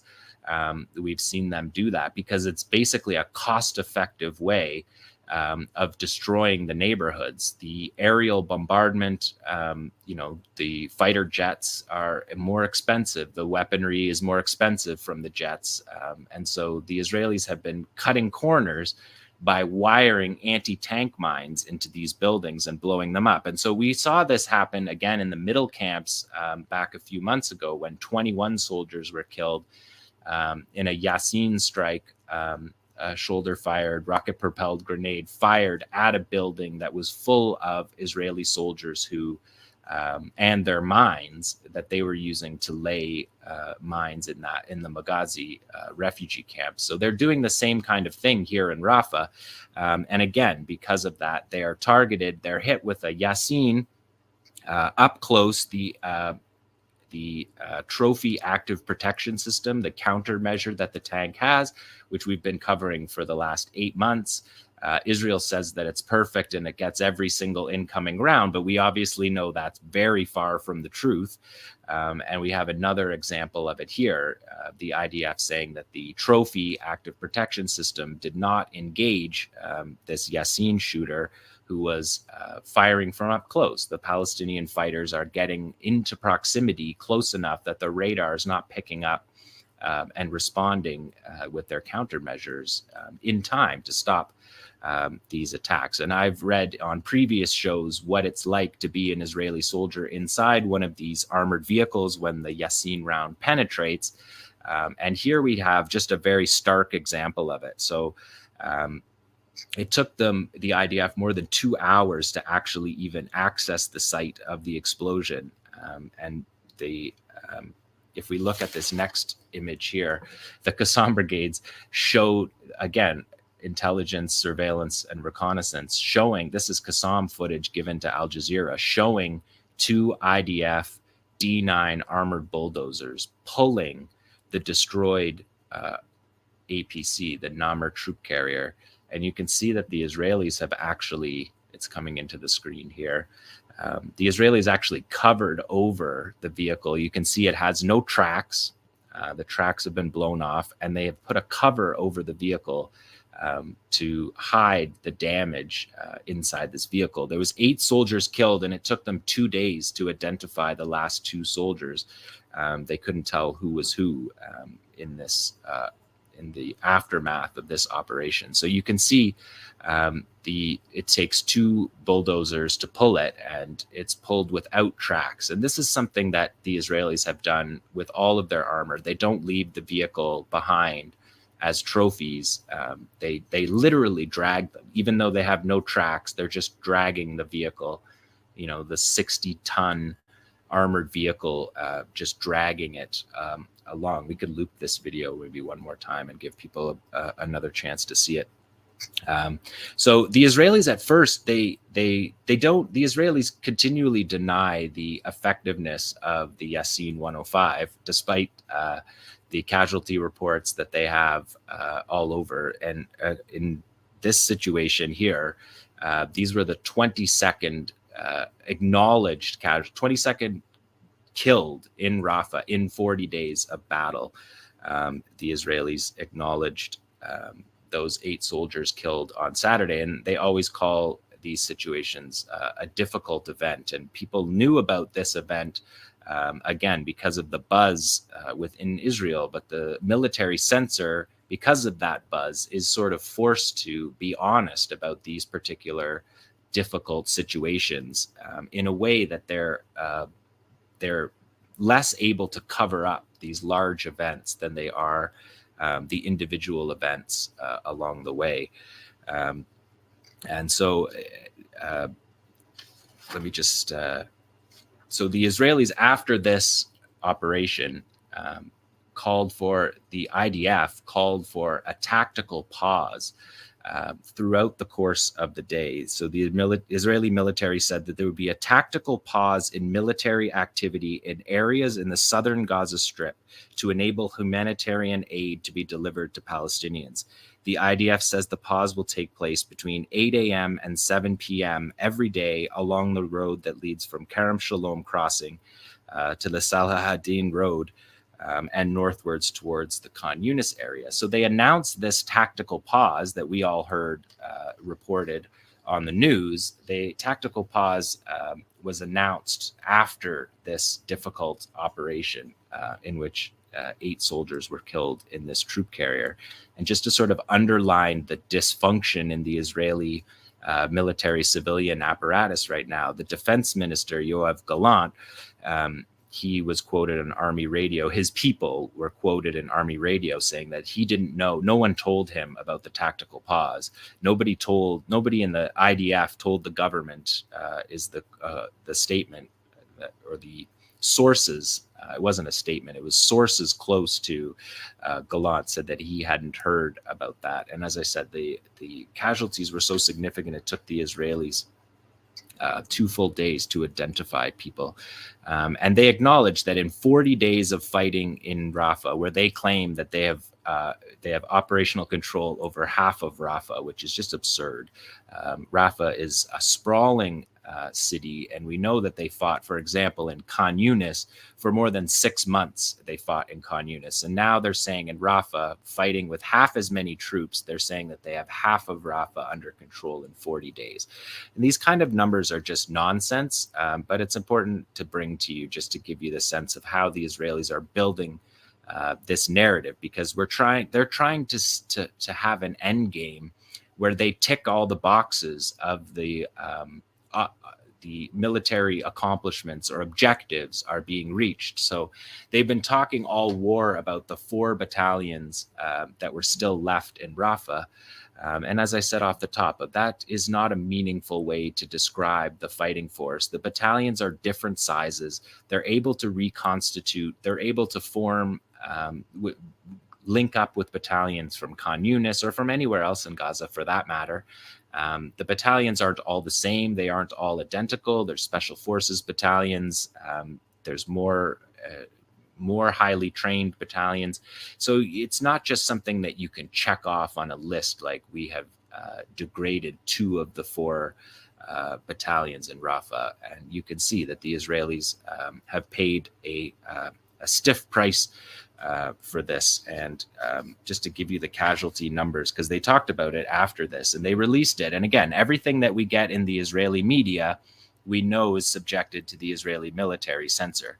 And it's the 162nd Division that is fighting in Rafah right now. And there's been, at any given time, right now, there's 3 divisions fighting in Gaza. There's one, they pulled the one from the north. There was one in the north that was fighting in Jabalia and Jabalia camp, 1 division in the Netzarim corridor, and 1 division in the south fighting in Rafah.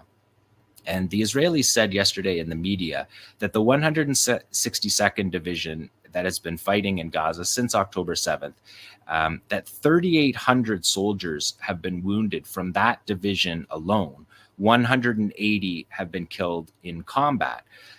So 3,800 wounded just from the 162nd Division. And there's 5 fighting divisions that have fought in Gaza. Admittedly, the 162nd and the 98th are the ones that have the most combat experience. But the overall number that the Israelis have claimed, total number of casualties since October 7th, is 3,800. So there's 3,814.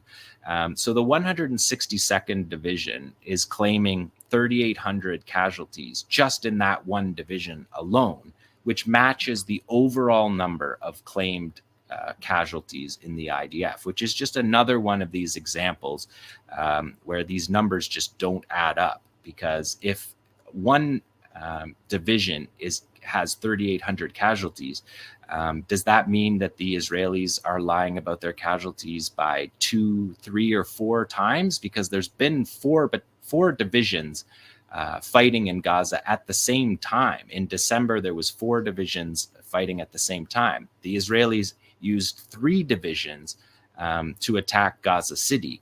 And they're claiming in one division 3,800 casualties. So again, this is just another example of the Israeli casualty statistics not lining up with the official numbers, which they saw, their terminology is released for publication. They don't say overall number of casualties. They say this is the number of casualties released for publication. That's their wording. So again, just another example of something we've been tracking for the last 8 months, that none of these casualties statistics ever add up for the IDF. And this was just a really stark example of saying that one division has a casualty count equal to the entire Israeli Defense Forces admitted number of 3,800 casualties.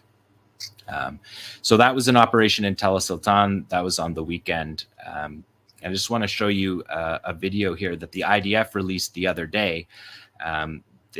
They're showing you here raiding a house in Rafah, and they're pointing out here that that the Palestinians use holes in the wall, that they use mouse holes, which is, of course, something that we've been covering on this show since the first day of the ground war. And we actually told you that this was going to happen even before, because it's a standard way of fighting in an urban environment, to move between buildings through these mouse holes that the fighters have cut. And the IDF was really proud of these walking through walls, as they called it. In the Second Intifada, they had an entire doctrine based on it, and they were very excited about it, because this is an interview that 𝐄𝐥𝐿 did with the commander of the IDF's paratrooper brigade, and he said, "We decided to look at space architecturally differently. The space that you look at this room. What you're looking at, it's nothing but what you interpret it as. And we interpreted the alley as a forbidden place to walk through, and the door as a forbidden place to pass through, and the window as a place forbidden to look out." They've obviously forgotten that part of the doctrine. Because weapons await you in the alley and a booby trap awaits you at the door. This micro-tactical practice of moving through the walls turned into a method, and thanks to this method, we were able to interpret the space wholly differently! ! This is, again, an article from 𝐄𝐿 quoting the commander of the IDF's paratrooper brigade. "If until now we were used to moving through roads and sidewalks, forget it. From now, we walk through the walls. We inverted the geometry." So they're super proud of that in the Second Intifada. I mean, people wrote whole books about it. 𝐄𝐿, one of them, about this Israeli accomplishment. But of course, the Palestinians had been doing this long before the Israelis were doing it. And the Israelis released this video, I guess unaware that Sarah al-Quds released this video. Let's look at number 7 here, Tamara. Sarah al-Quds released this video the other day that this was an Eid video that they're showing. You can see their fighters there grabbing the Tandem 85. This guy here is grabbing a guerrilla action device. There's the Shawad, what Qassam calls the Shawad EFP, explosively foreign penetrator. And then look at them walking through walls, not only walking through walls, but videotaping walls through the walls. So we see multiple scenes of it. And of course, Sarah al-Quds has shown us this all along, and we've pointed this out on the resistance report all along, because the ability to move through the buildings without going outside is a core part of the resistance praxis. And we've seen that all the way through. So it was interesting because I do follow all the Israeli releases in the same way that I follow all the Palestinian releases. And so for the Israelis to release that video this week and say this is a terrorist passageway, 8.5 months into the war, after we've seen dozens of these videos where fighters have used the holes in the walls, mouse holing as it's called. There we see the fighter attaching the fuse to the guerrilla action device, which is the IED, the improvised explosive device that is attached magnetically to Israeli vehicles. So I just wanted to point that out. The Israelis always think that their military doctrine is, especially before October 7th, was a world-class military doctrine. The Palestinians have since October 7th, and particularly on October 7th, shown that to be just a total myth. The defeat of the IDF is something that will take, maybe they'll never recover from, but we'll see. We won't predict the future. We have enough evidence right now to just talk about the present. We won't predict the future, but you know that the Israeli defeat of October 7th is not something that's going to be lived down easily. So let's take a look at another operation in Rafah. This is a sniper operation. Remember what the paratrooper commander said, that the windows, they don't stand in windows because that's dangerous. Well, here they are just like hanging wires on the roof in Rafah. And it cost that soldier, again, these are edited. You can hop over to my Twitter feed to see the full videos. We edited this out, but this soldier, they all ran away and left him, and they left this one guy to drag him here to drag him into the room. The fighters with their helmets, there's 3 guys here with helmets on. They run into the building and they never come back out. And they leave somebody that was in the building to drag their casualty out. So this is one of the 3,800 casualties of the 162nd Division in fighting since October 7th. So this is we've seen these sniper operations. Of course, we've been covering these significantly, and anywhere the Israelis are, they're within sniper reach of Palestinian fighters. So that's the battlefield in the south. Again, fierce fighting in Rafah that makes it look difficult for the Israelis to achieve their objectives in Rafah. The talk in the Hebrew media is about how there's clearly not enough troops, and the fight in Rafah is being truncated. It's not being fought in the same way that the Israelis fought, for example, in Khan Yunis, like I said, where it took 6 months. And then we remember in Khan Yunis, 6 months after the Israelis fought in Khan Yunis, they were hit with the Night of Power ambush. One of the most spectacular operations of this war happened 6 months into their operations in Khan Yunis, and they left the next day from Khan Yunis.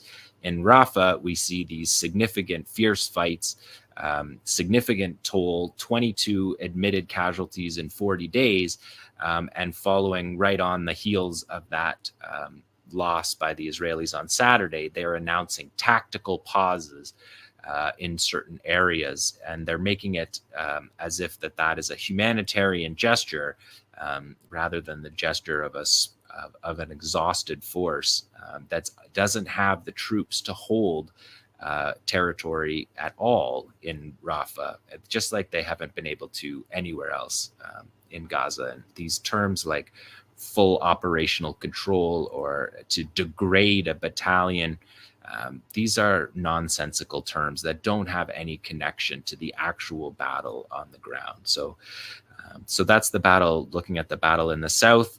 We also had significant fighting this week along the Netzarim corridor. So we could take a look at that map here. Again, thanks, Maxwell, for this map. We have the Nabulsi roundabout shown there. This is the site of this complex operation that was carried out this weekend as well. You can see the proximity of the pier and where Nabulsi roundabout is. That is the same roundabout where those infamous massacres of the aid the aid massacres, like the Flower Massacre back in February, that killed hundreds of people waiting to try to get aid, and the Israelis massacred them. That's the same roundabout. So this roundabout is being used again. So that this map shows Netzarim corridor. You can see the space that Netzarim corridor takes up, and you see where the pier is in relation to the corridor. And if we look at number 9 here, the Americans pulled their pier up again. So the pier that was only in place for a few days and very suspiciously surrounding the massacre in Nusrat, which made people believe that the pier was being used during that massacre, because the pier was reattached that day, and not even 2 weeks later, they're removing the pier again. You can see on the right of this image, the pier has been removed. It's a temporary pier, and it always was framed that way, as a temporary pier. But now we really see how temporary it is, because we saw in the storm a few weeks ago, beached it onto the beach in southern Israel, and the American Army transportation brigade that's in charge of the pier went to go and collect the pieces of the pier that had floated away, and their vessels themselves were beached on the beach, and it gave images that the American Army that didn't make them look very good. And so this time they're now taking up the pier apparently as a preventative measure for a storm that is upcoming. So they have removed the pier again, and there's talk today from CENTCOM that the operation might actually be shorter than they planned on. This is just a $250 million theater that's just a distraction from what should be happening, is the opening of the land corridors that could easily alleviate the famine situation in Gaza. There's no need for a $250 million. It was originally a $325 million operation. They scaled it back. They said it's only actually a $250 million operation now. But this was always just a sideshow to distract from what is the solution to the situation, which is the end of the siege on Gaza and the allowance through the land corridors that already exist, through the land crossings that already exist, to get aid in. This pier was promised, if you remember previous reports, I told you that CENTCOM promised that there would be 150 trucks a day through this pier, which again is still a fraction of a single land crossing, and there's half a dozen land crossings. But the CENTCOM Central Command, United States Central Command, promised that it was going to be 150 trucks a day. It never got to more than 7 trucks in a day. And so just wanted to show you that. Before I show you this, which is number 10, this is the Nablus roundabout ambush. And so Qassam does have video of this, and they're showing us here. This is a sizzle reel showing you this operation. I'll detail the operation when it goes, but here you can say this is a Nablus roundabout ambush. Qassam is telling us, and here they're showing us the footage. So you can see these soldiers. These are this is where Netzarim corridor is. You can see the berms, the sand berms that they put up, but you see that Qassam has eyes all along this coastal road.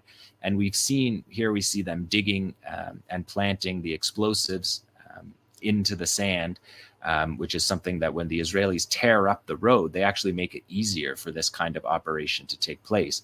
The fighter here is pointing out that this is the Nablus roundabout, which is a well-known roundabout. He's saying that there. We've taken the audio out, and we can see the fighter there with mortars. He's got 120 millimeter mortars that he's ready to fire. And we can see the tanks moving along the corridor here. You can see Qassam has eyes all along this corridor.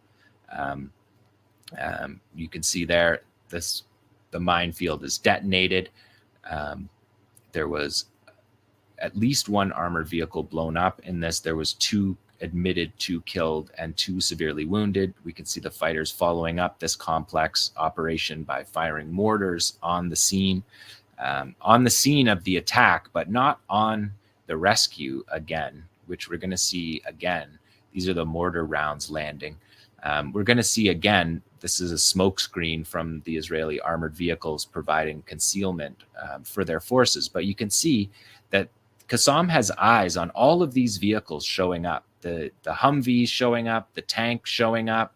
You can see the fighter, the Israeli soldiers here, well within range of an Al-Ghul.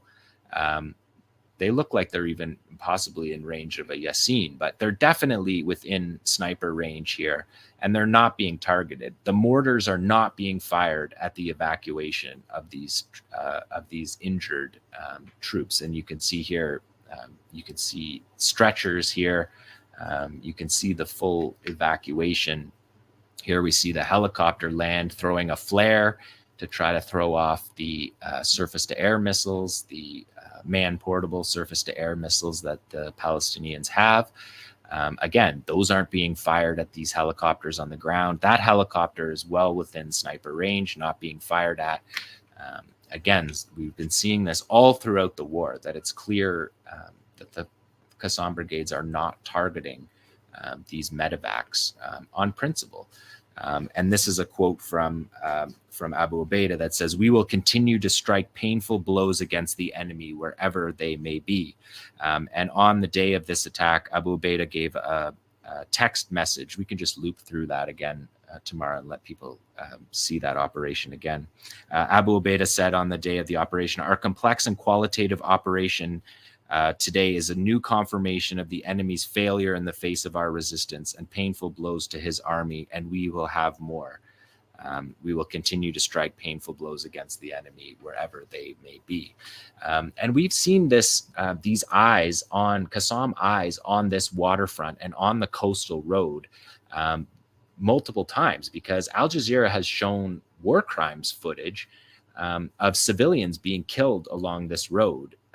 It is 𝐓𝐡𝐞 surveillance footage, 𝐓𝐡𝐞 giving up military positions to show war crimes by the Israelis that will be what are shown, and what will be used at The Hague is the actual intelligence, surveillance, and reconnaissance of the resistance fighters, videotaping the massacre, recording the massacre of civilians. We saw just a week and a half or so ago footage that was released that was clearly from 𝐓𝐡𝐞, that Al Jazeera played, of civilians walking along the coastal road trying to get back to their homes in the north and being shot by the Israelis and then being buried by bulldozers.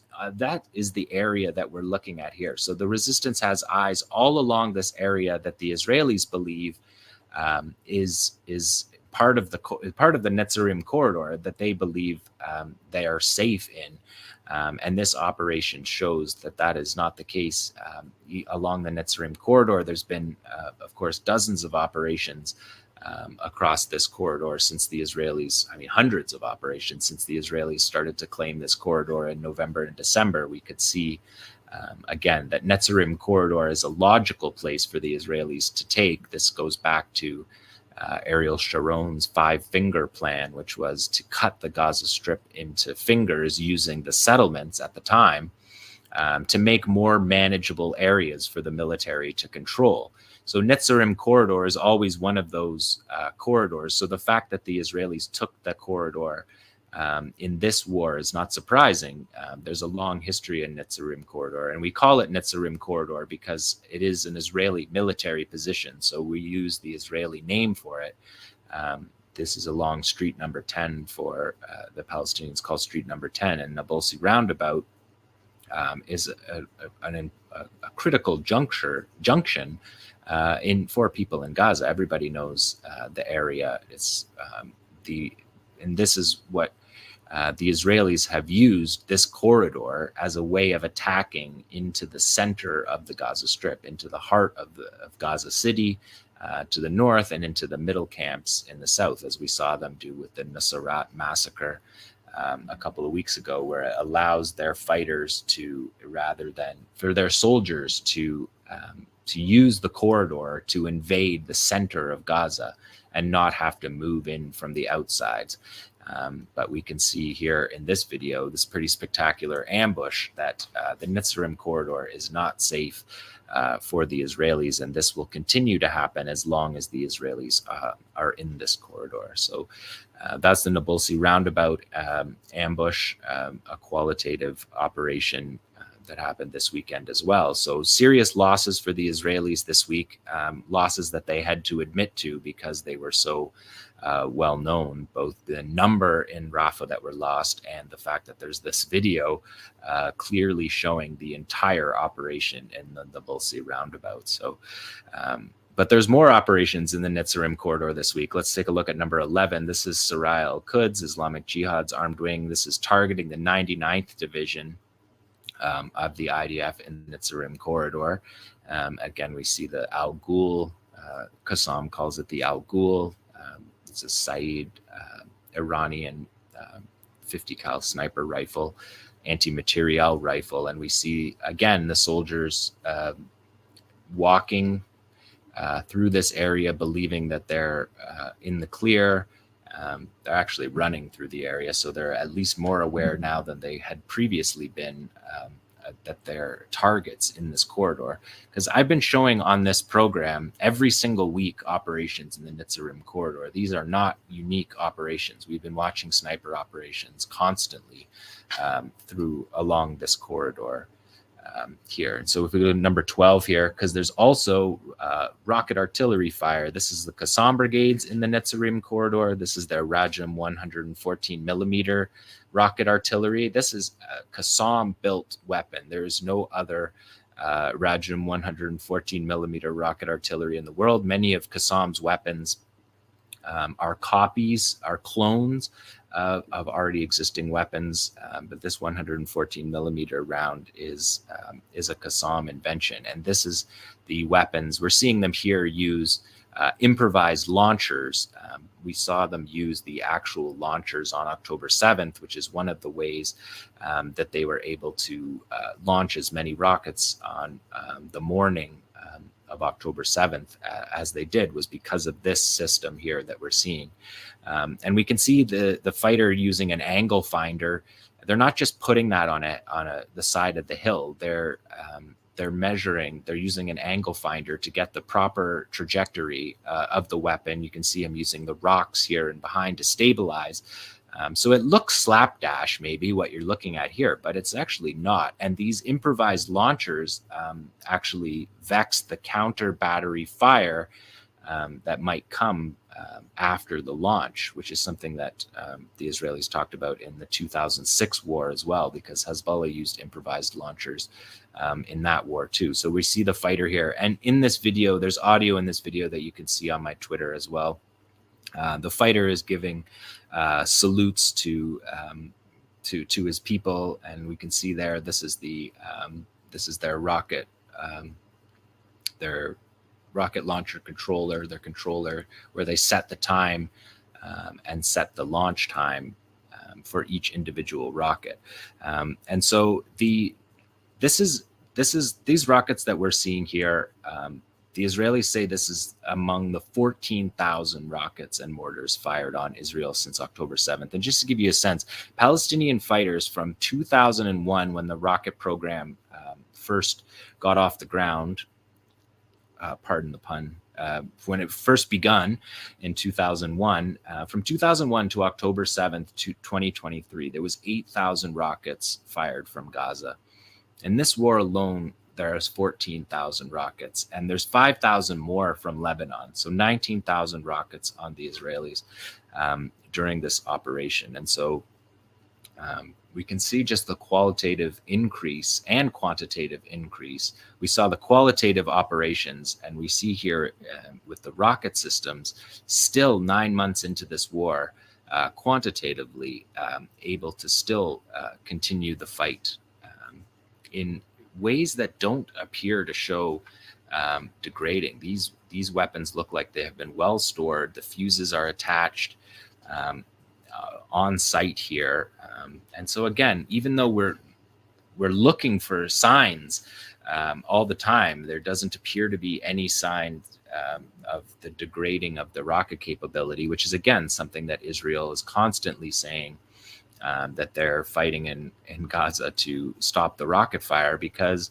the Israeli civilians that live in the Gaza envelope have been very clear that they're not moving back to their Gaza envelope until this rocket fire is suppressed, and there is no indication that these rocket launches are being suppressed. And we show it every week on the show, but that's just one more example of it here on Netzarim corridor. So that is in the Netzarim corridor. So that's the Gaza resistance report. We've gone from Rafah to the Netzarim corridor, but on the northern border with the Israeli border with Lebanon, Hizballah has been stepping up its operations, and they released statistics for their operations from the 250-day mark that just passed the other day. They showed us here, slide number 20, Tamara, is the Hizballah quantitative here assessment of their operations. 2,125 military operations. And I'll read you these operations. We can go to number 21, because Hizballah also released a mixtape of their operations. And interestingly, just note here that this video begins with the camera lens. The camera lens, then the anti-tank missiles. And it just gives you a sense of the way that they have embedded these media ops and the critical role these media operations play in this war, showing us things that the Israelis would otherwise lie about. And the way that the resistance, both in Lebanon and in Gaza, has used these media operations, recording their operations and showing them to the world, is a critical part of their war-fighting strategy. These videos are made to be seen. They're made to be shown and talked about in the way that we talk about them on the air here. Some people sometimes say, are we saying too much about the operations?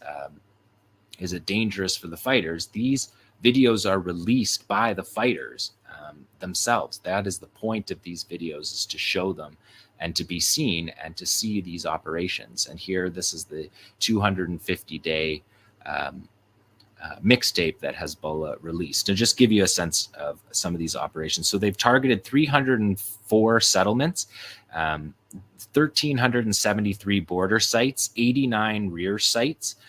So those are positions beyond the border, 200 different border points, 59 aerial targeting, 110 targetings of bases.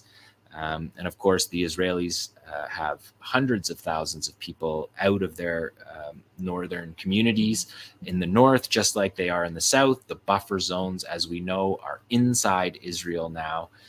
They're not in Lebanon like they were during the occupation of Lebanon, and they're not inside Gaza. They're in the envelope. And you can see here where this video loops again, you can see the camera. They intentionally made that shot here. And that fighter on that, he's saying to his unit, he says, Unit 24, we answer Gaza's call. So he's saying that. That's what the fighter is saying on that record, on the that video that you just saw there. When he's talking to his troops, he's talking to his unit and saying that we're answering Gaza's call, which is what Hizballah said this has all been about since October the 8th, when they joined this battle in solidarity with the Southern Front in Gaza. We have shown you many of these operations. You'll recognize many of these operations I've shown you over the last 8 months and broke them down in detail, but these have been coming fast and furious over the last couple weeks. Hizballah is definitely turning up the heat on the northern front for Israel. These are the suicide, the one-way suicide drones, kamikaze drones, attack drones that Hizballah has been using. So just let me give you more of these numbers. 3 military factories, 50 artillery positions, 10 Iron Dome platforms, including 5 since day 200, 7 drones downed, 5 of their flagship drones, the Hermes 900 I'll show you that in coming up here. Another one was downed. But Hezbollah says 442 artillery operations that they have carried out, 925 surface-to-surface rocket attacks, so 925 rocket attacks. Israel says 5,000 rockets in those attacks, 82 sniper machine gun attacks, 100 drone attacks, 682 anti-tank guided missiles attacks, and 23 engineering weapons. So that's been significant all through Hezbollah's tempo, all through this war has been to gradually escalate along with Israel and to tell Israel that they're ready for war on the north. And Israel seems to be blustering a lot recently about war in the north. But I think the military assessment at this point for their exhausted troops can't defeat the Qassam brigades and the Palestinians in Gaza, who have been besieged for 17 years. Just the formal siege. Of course, the siege on Gaza goes back to the first Intifada. And so Hezbollah doesn't have those limitations. Hezbollah has land crossing, land access, hinterlands.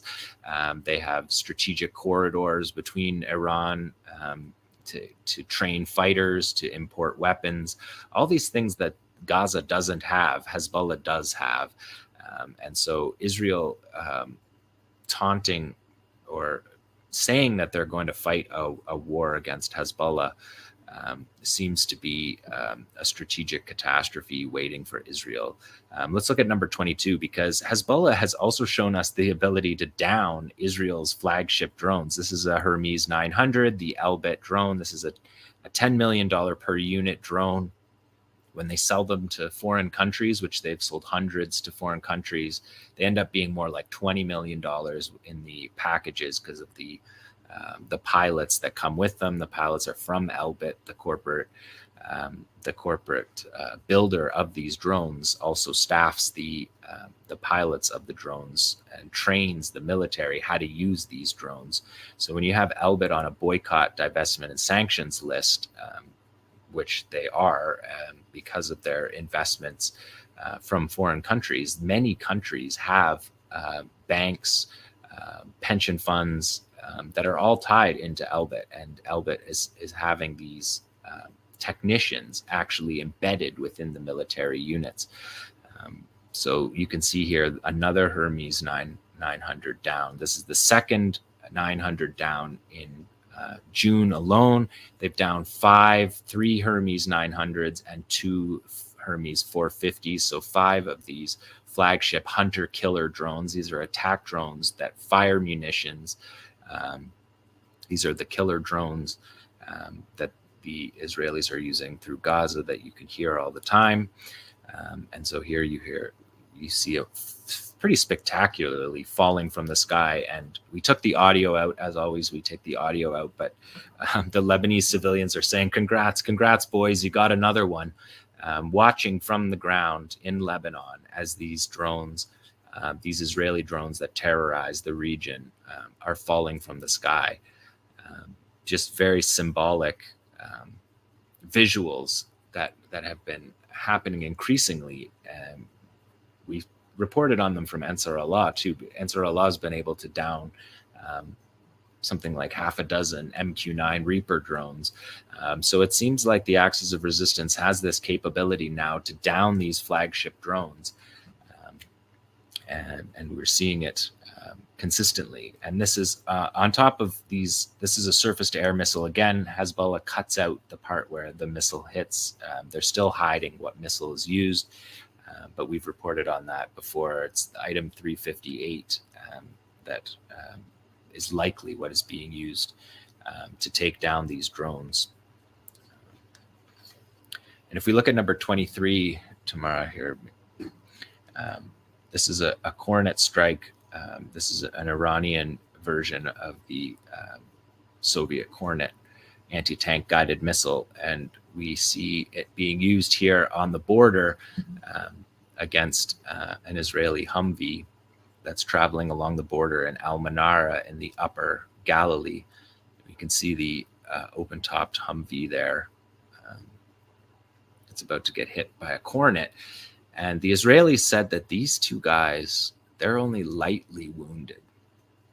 They're just lightly wounded. So again, doesn't seem to match the videos that we're watching. Certainly doesn't look like lightly wounded in this anti-tank missile strike on an open-topped vehicle there, but lightly wounded. You can see that there's no sides on that vehicle. It's not a fully armored vehicle. It's a Jeep.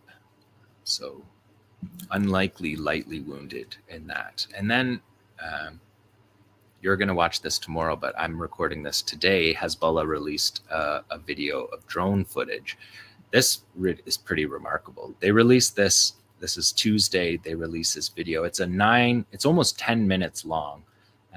I cut it down a bit shorter, but they're showing you here drone footage over Israel. This is the Rafah Defense Systems Industrial Complex, a military industrial zone affiliated with Rafah, a major Israeli weapons manufacturer. It includes factories, warehouses, testing areas. It includes Iron Dome platforms that we're looking at here. So we're getting Hezbollah footage of Iron Dome platforms. You can see the military industrial complex that they're showing here of the leading Israeli defense, one of the leading Israeli defense establishments. Here we see David Sling and Iron Dome. Again, this is part of their air defense array that's designed to take down drones that are recording footage like this. And now they're going to show us Haifa. They're going to show us the neighborhoods in Haifa.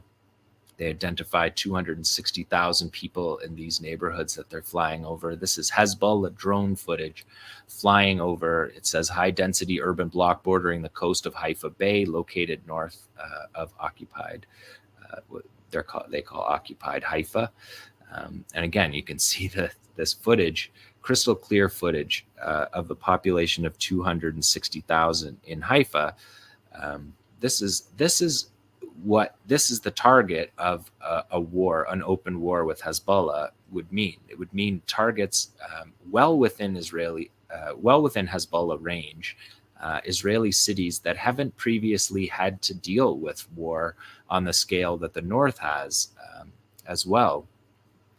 And so this is the port of Haifa, showing you the strategic area includes large military, industrial, and commercial facilities, Haifa military base, naval base, Haifa civilian port, the largest port in Israel. And here they're going to show us the main naval stations here.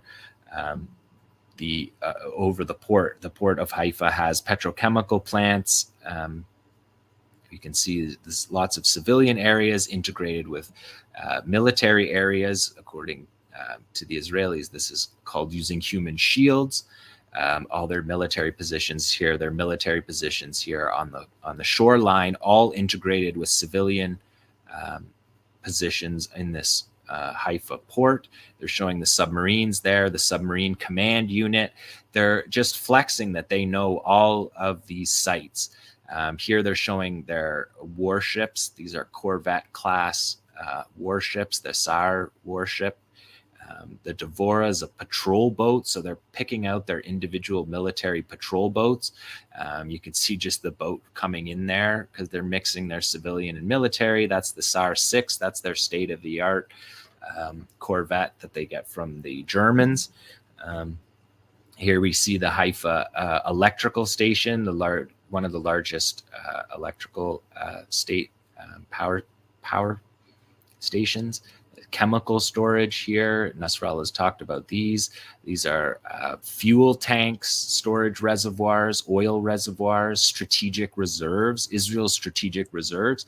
So what we're just getting a hint at is here, they can target all their military apparatuses, but they can target their civilian apparatus and their power, their strategic reserves of oil to run their country.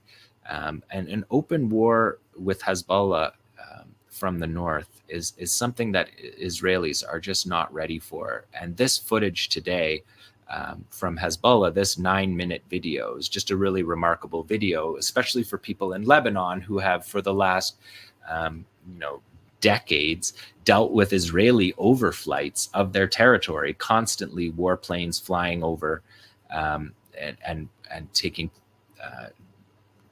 violating Lebanese airspace constantly before this war. And now we're seeing Hezbollah flying a drone over and pointing out all of the different strategic locations that they have to target. And this is something that is this just came out today, and the Israelis the IDF confirmed today that this is real. They told you if you needed confirmation of what your eyes are looking at, the IDF confirmed that this is of course this is real, according to the IDF. And look at it, just remarkable that the Hezbollah drones that are supposed to be stopped by this multi-billion-dollar aerial defense array are just touring around Haifa, showing you all the major sites in Haifa, all the major positions that would become targeted in the war. And Nasrallah said in his recent speech that there's 200,000 Israelis out of their homes in the north, but he said we can make it 2 million in minutes. And that's what he's talking about. He's saying these petrochemical facilities, oil facilities, the power plant, and the Haifa airport as well here that are being shown in the port of Haifa. So this was a 10-minute video that I cut down for you, but you can see this very qualitative upgrade in the way. In the threat that Israel faces from the north that Hezbollah was showing us today. Again, this is the port footage where you can see the civilian and military apparatuses completely connected in a way that if this was in Gaza, they would call them human shields. But of course, the Israelis don't call them that. In Israel, even though they're actually far more integrated in their civilian areas than the Palestinians are, who fight and command centers are based in the tunnel networks away from civilians. This is Israel's strategic assets that are being shown here. These are the warships. There's the electrical station, the oil, strategic oil reserves. So all the major targets of an open war being shown here by Hezbollah in this video. So you can just see the promise from Hezbollah of the targets were Israel to escalate this war on the north, because the Israelis are saying right now that 40% of their population won't return to the north without that. That's what the settlement leadership themselves say. 40% won't return to the north unless there's a war that resolves the fact that Hezbollah fighters are along this border. So these are very significant strategic questions that are facing Israel. And I just wanted to bring you that from the Lebanon front. So that is the resistance report for this week. We went from the southern most area of the Gaza Strip up into the northernmost area of occupied Palestine, Israel, in Haifa, and the attacks from Hezbollah in the north. So that's the resistance report for this week. Wow. I mean, so much to get into. And again, that was pre-recorded yesterday because Jon is traveling, but he texted and said, how'd it go? So we're really grateful that he was able to do that with Tamara yesterday. I mean, he was talking about Ali, he said going into Israel's plan or hope to engage in a war with Lebanon. Jon called it a strategic catastrophe in the making.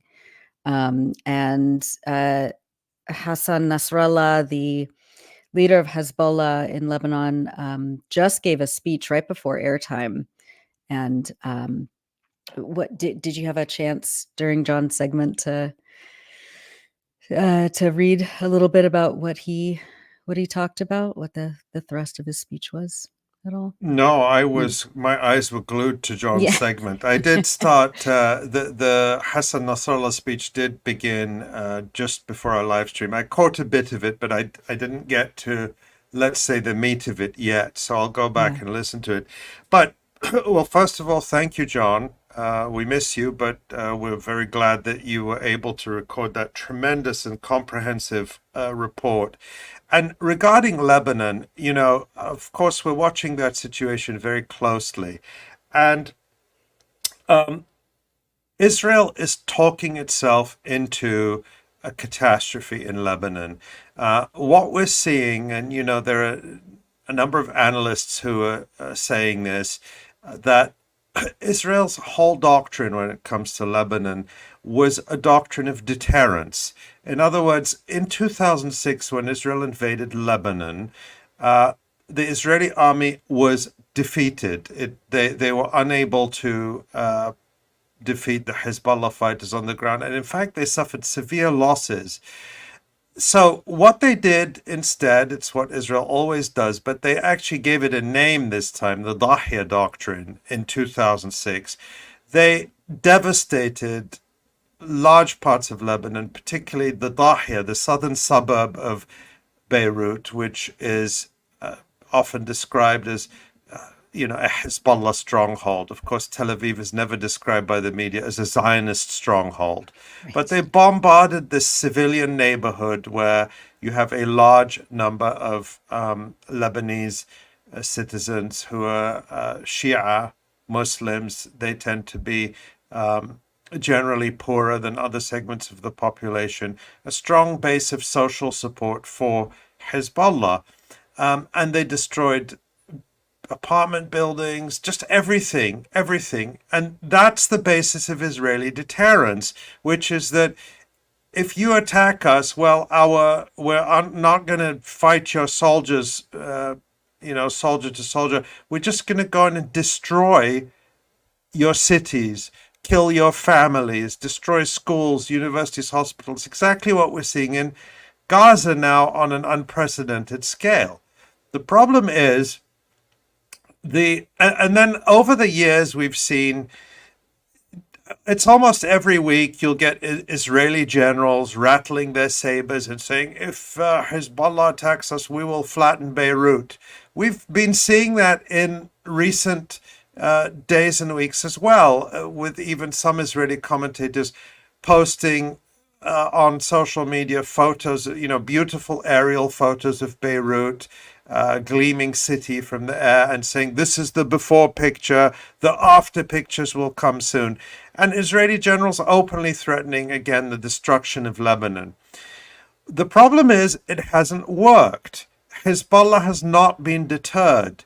Hezbollah has been gradually escalating its attacks on Israel, and every time there's a counter-escalation, there is Hezbollah escalates further, and we've seen the sorts of things they've been doing. So we hear all this saber rattling about Israel escalating to a full-scale war with Lebanon, even invading Lebanon. Let's take a look at the reality. Tamara, if you could post the second of the two links, which I just dropped in the chat a second ago, the story from France 24.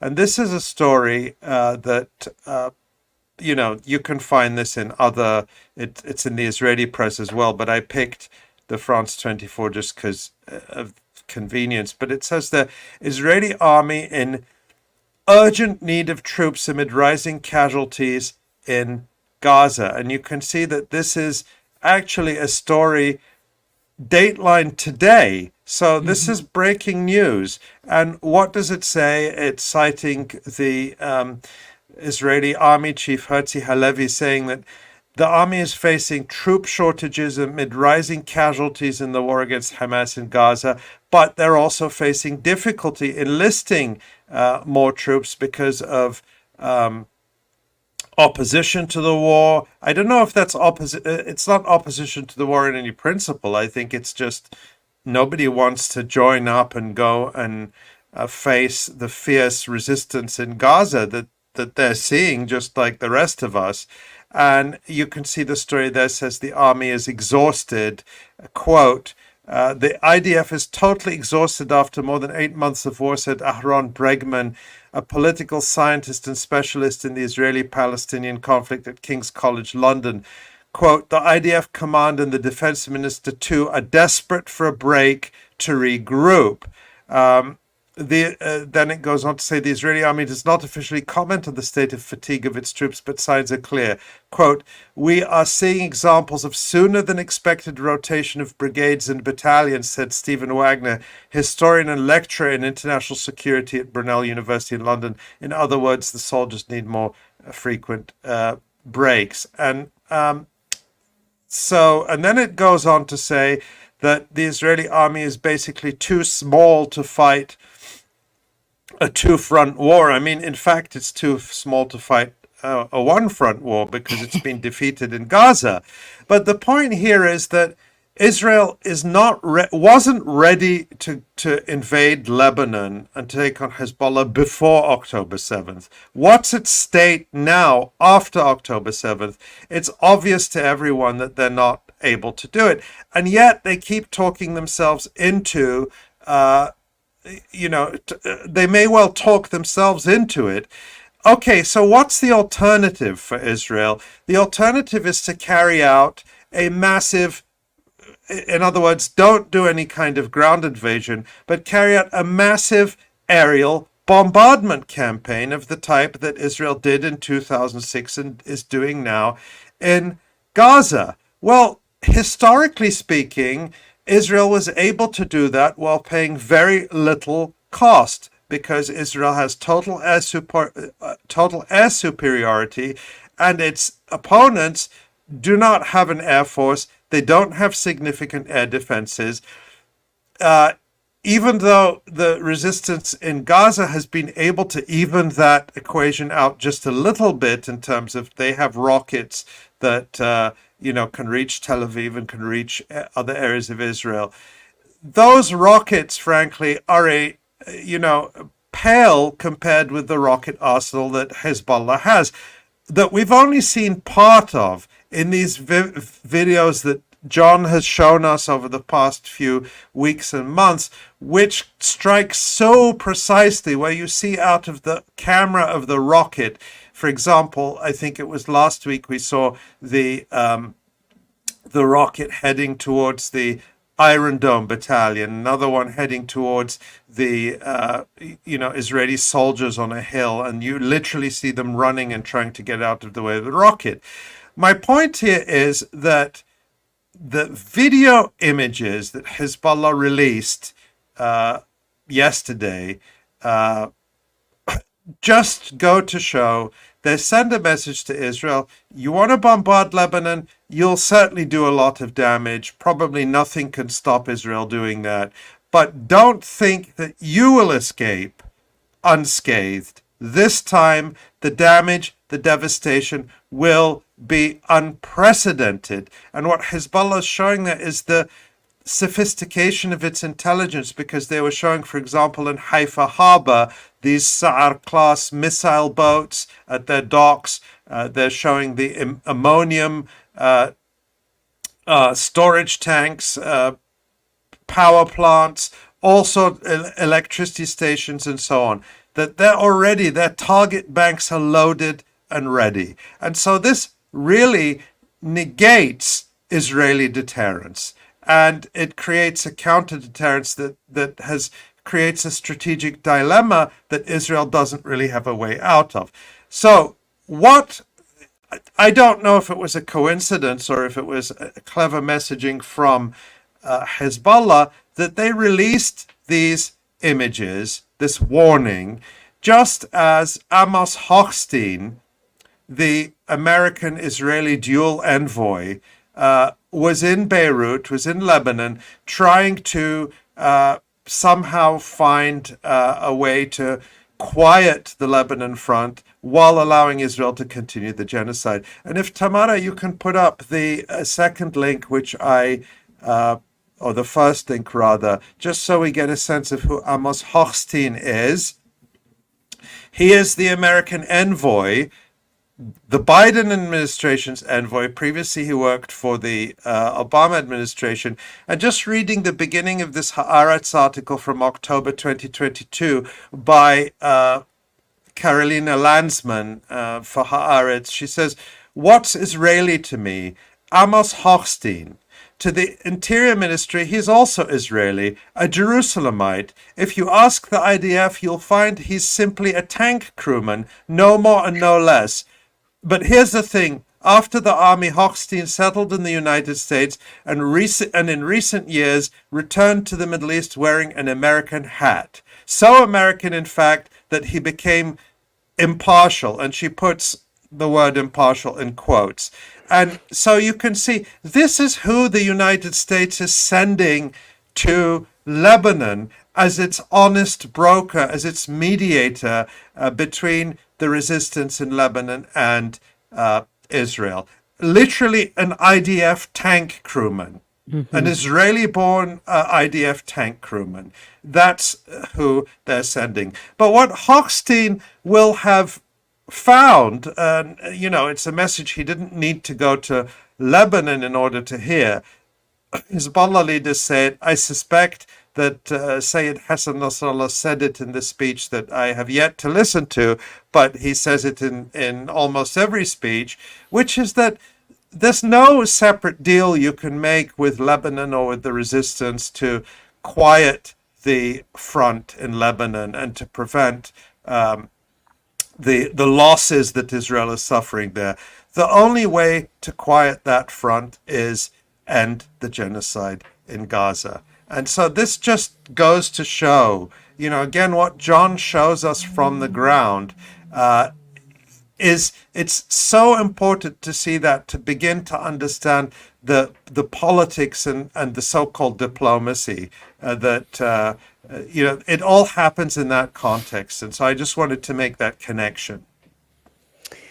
Thanks for that, Ali. And I wanted to also maybe start a few minutes of discussion on the significance of Netanyahu dissolving his war cabinet.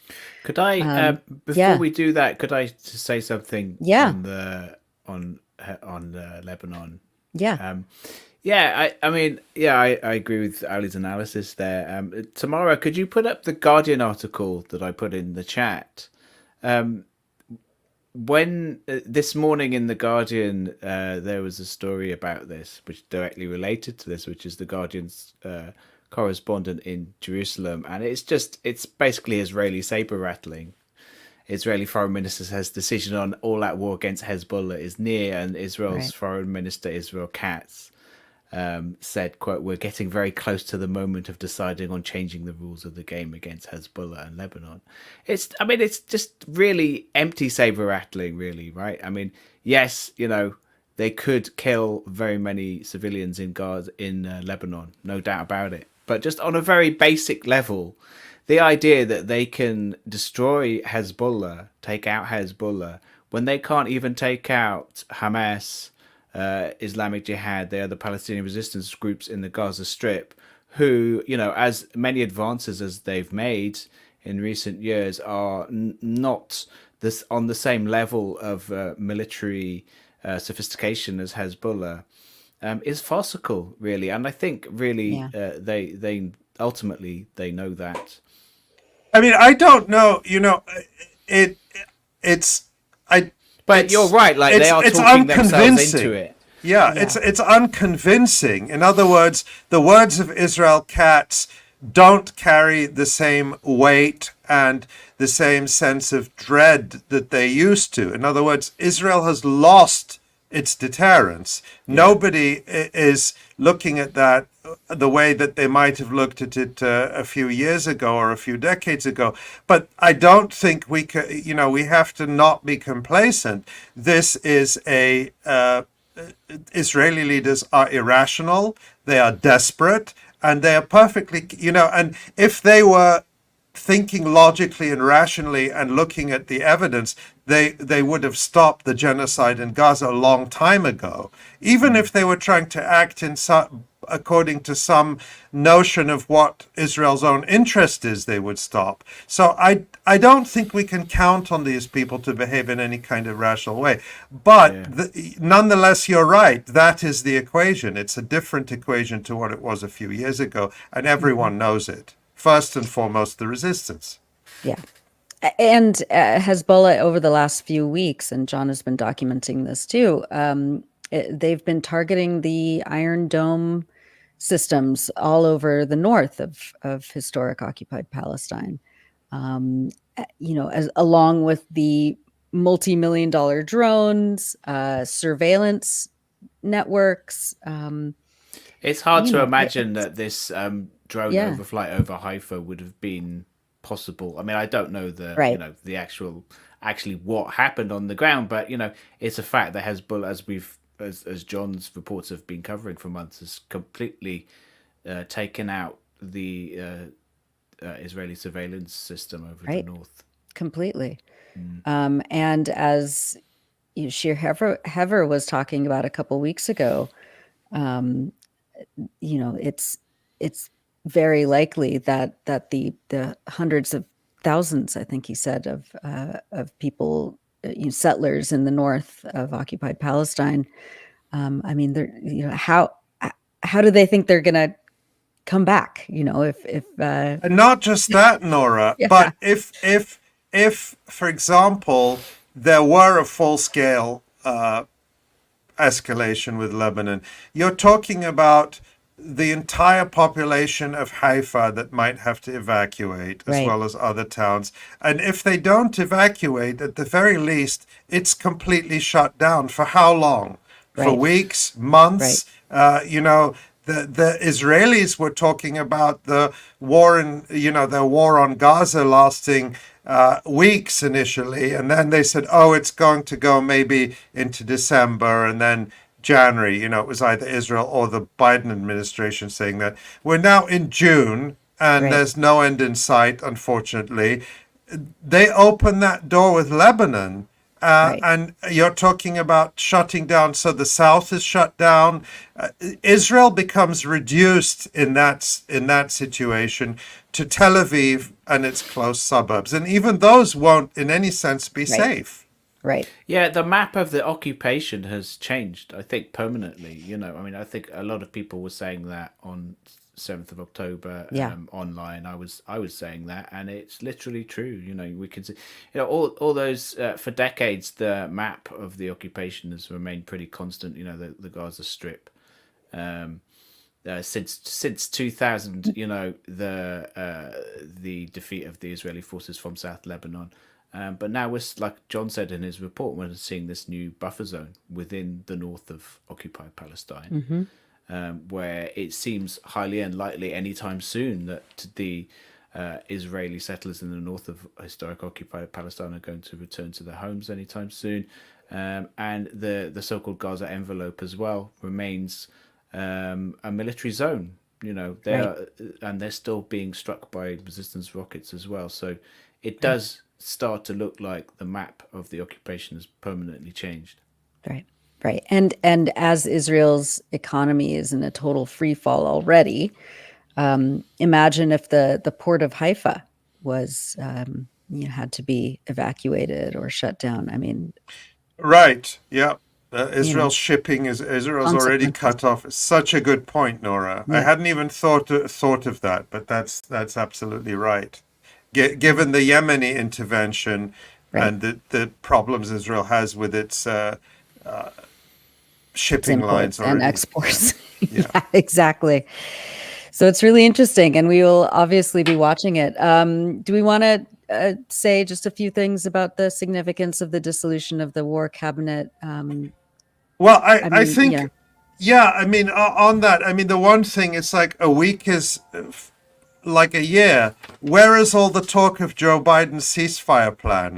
That was like a press release a week ago, a sort of a big fanfare, and now it's gone. Where is the big push for a ceasefire? The plan which we were told was Israel's plan that Israel had accepted. And then all that hullabaloo, getting the UN Security Council to endorse it and so on. And it just shows the unseriousness. And what do we have instead this week? We have an article in the New York Times. I didn't prep it, but I think that was yesterday, saying that the Biden administration has cleared the final hurdles for one of the biggest arms exports to Israel ever of F-15 fighters. And the last two Democrats in the Senate who are holding it up have signed off on it. So the Biden administration, again, rewarding and encouraging genocide. Then we had yesterday Netanyahu accused the Biden administration of delaying a shipment of bombs. Again, this is pure PR. It makes no difference. If you want to stop the genocide, you have to comprehensively stop the arms shipment. This idea of, we're delaying a shipment here and there in order to try to placate angry Democratic voters or to placate Arab Americans in Michigan is just, complete nonsense. But then we have Karine Jean-Pierre, the White House spokesperson, coming out this morning saying, no, we're sending all the bombs. Don't worry about it. We're not delaying it. We're doing everything we can. And it's just, there's no pretense anymore. They carried the pretense that they were trying to stop this.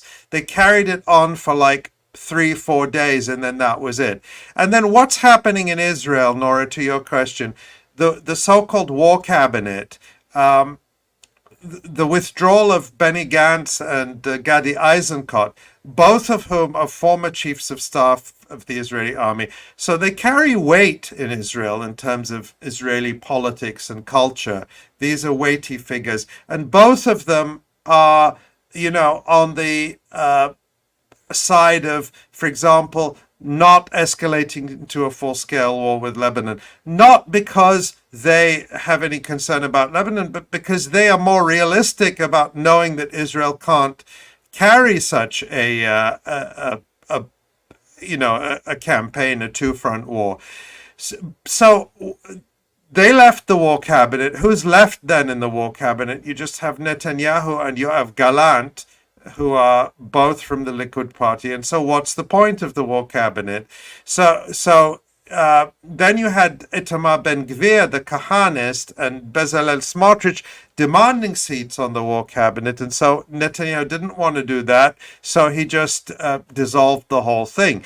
But it goes to show the disarray, the fact that now it's not just the members of the government who are fighting each other publicly, but the Israeli army command and the government who are fighting each other publicly, sniping at each other publicly, trying to embarrass and blame each other publicly.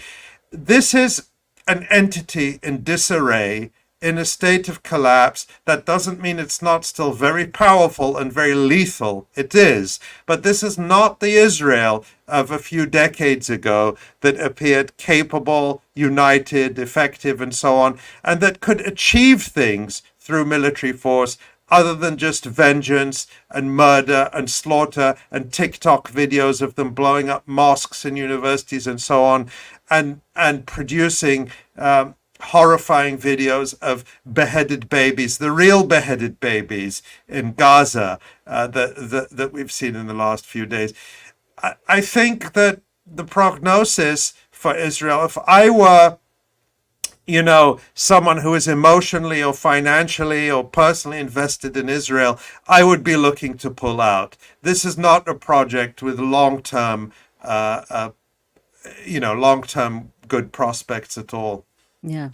And in fact, Intel a few days ago just announced that it is pulling out of a major, multi-million-dollar $25 billion project to yeah. build chip factories in Israel. Remember that the West considers the supply of microchips to be strategic. Mm-hmm. And so, they made a big fanfare of cutting off chips to Russia and so on. And the EU was trying to stand up factories to make chips in the EU. I think that went nowhere. Far West Asia just doesn't have the workforce skills and other skills to pull that off, apparently. And the huge number of chips now, one of the main sources of chips for the Western countries is Taiwan, where the US is also trying to provoke conflict. And I don't think China is taking the bait, but if the US had its way, Taiwan would be wrecked, just like Ukraine, just like Gaza, just like the rest of the world. And so they need alternative places for chip factories to be, for chips to be made. And guess what? Israel ain't it. If you're looking for a stable place to build your chip factories, Israel isn't it. And the words that Intel used in pulling out, or in the press reports I read, was market conditions or business conditions, or words to that That's what they always say. Yeah. Yeah, which if you translate it to normal language, it's like, we would be nuts to put any money or any investment in that place. Yeah. So much to watch. All right, let's take a look at the site. And as we said earlier in the program, there are so many features up, specifically focusing on the accelerated engineered starvation policies by Israel on Gaza. So be sure to take a look at our features page. Ali, what are the stories that stuck out to you this week? Well, there's so many, and the one at the top actually is one I did. Again, this comes back to the mass rapes hoax. The White House held a screening of Sheryl Sandberg's hoax film, Screams Before Silence, which we thoroughly debunked on this live stream, and there are links to that in this story, as well as the update on them taking their atrocity propaganda show on the road to the White House. And actually there's a little video in there of Debbie Wasserman Schultz, a Democratic congresswoman from Florida, and the former chair of the Democratic National Committee in 2016, when she helped Hillary Clinton to sabotage the candidacy of Bernie Sanders through dirty tricks and misuse of her position. And Debbie Wasserman Schultz on CNN blatantly lying that she had seen a video of members of Hamas, graphic warning here, members of Hamas filming themselves raping Israeli women and cutting off their breasts, something that never happened and was never on video. But she's actually lying that she saw that with her own eyes. And again, in this story, we show how that's false. Let's go back to the front page, Tamara, and just scroll down. Again, you can see some of the features we talked about earlier on by our writers in Gaza, by Khulud, I have to make this bigger because I have to be able to read, Yasmina Busaima, Ruwaida Amer. Again, what you see, Aseel al-Mansi, different Aseel, and what you see coming through there is how, because the famine now, the starvation is so widespread, this is what our writers are writing about, and it's just really, really horrific. And then if we look just on the right-hand side, Tamara, if we go, just scroll back up to the top. By the way, there you can see on the right our interview, which you just referenced, Nora, with Shir Hever. For people who haven't listened to this, it is so fascinating. Rarely do you get this kind of inside view of what's happening in Israeli society.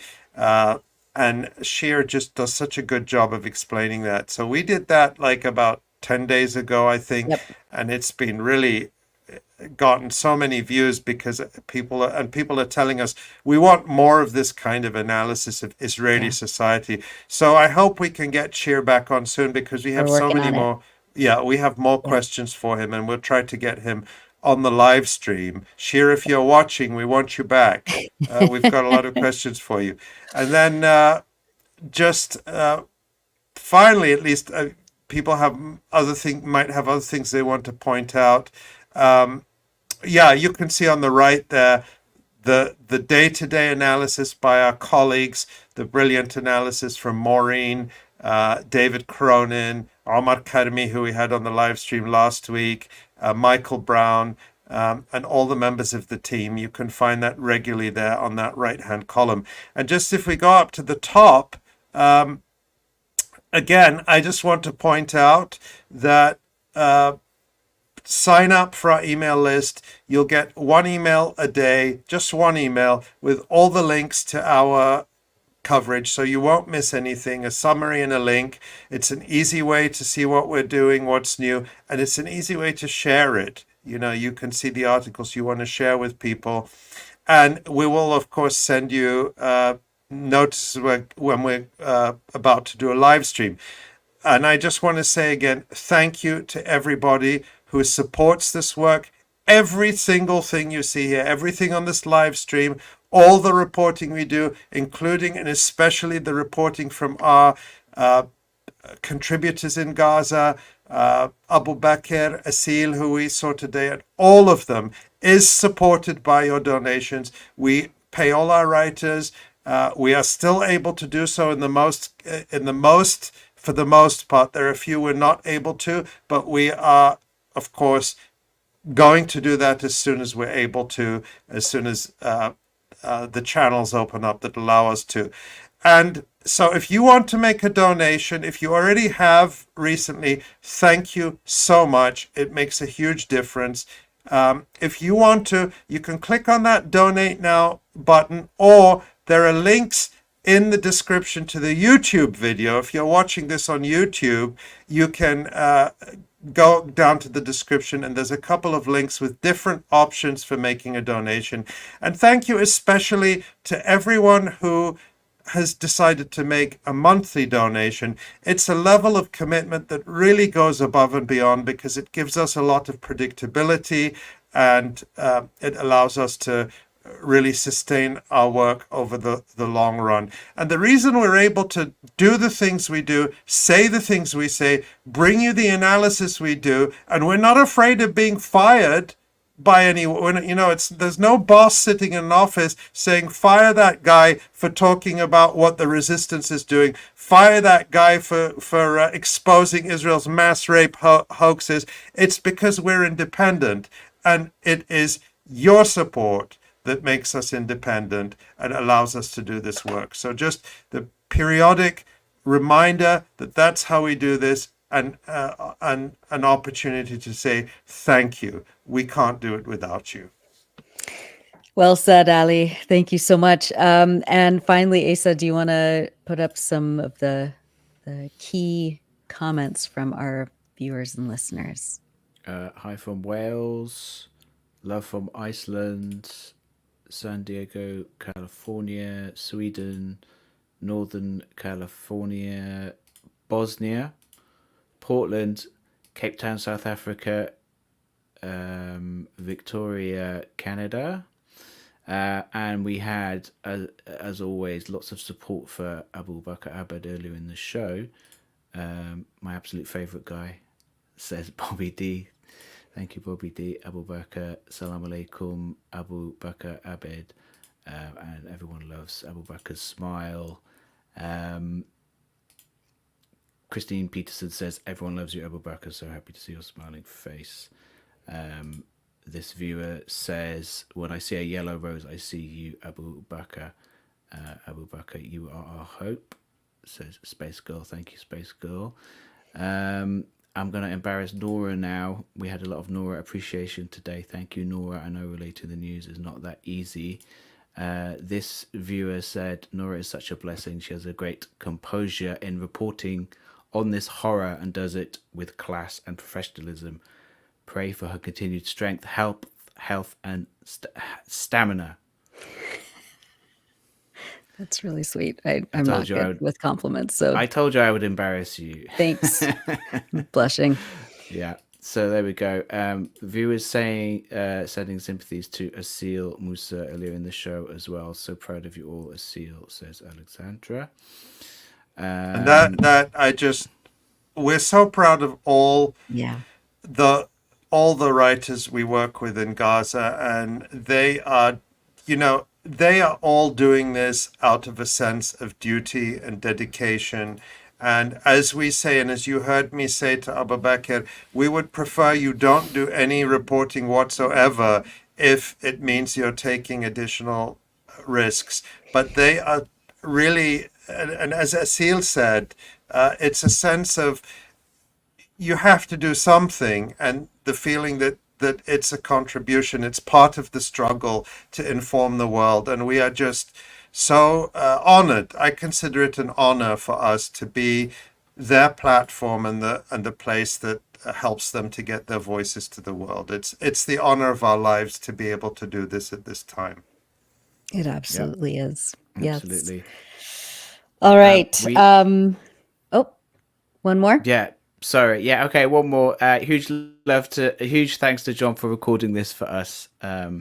Yeah, people appreciated Jon's section as always. And just to quickly say, we did have offered comments from Twitch and Facebook, not as big platforms for us as YouTube and Twitter, but thank you to all our viewers. Yes, absolutely. I forgot what I was going to say. I wanted to say thank you to Maxwell, who made the map. We'd said last week, and I think we'd had other people who'd come forward and, after we discussed that last week, and offered to make maps. And there may be some of those offers in my many, literally thousands of unread emails that I'm constantly trying to work through. So if you did reach out to us with that offer of support or any other, and we haven't got back to you, please know that we really do appreciate it. We sometimes just struggle to respond to everyone in a timely way, but we do our best with that too. Absolutely. Yeah. Thank you, as always, to Tamara Nassar behind the scenes. And on behalf of all of us at the Electronic Intifada, including Ali, Asa, Jon, and Tamara, thank you, and we'll see you next week.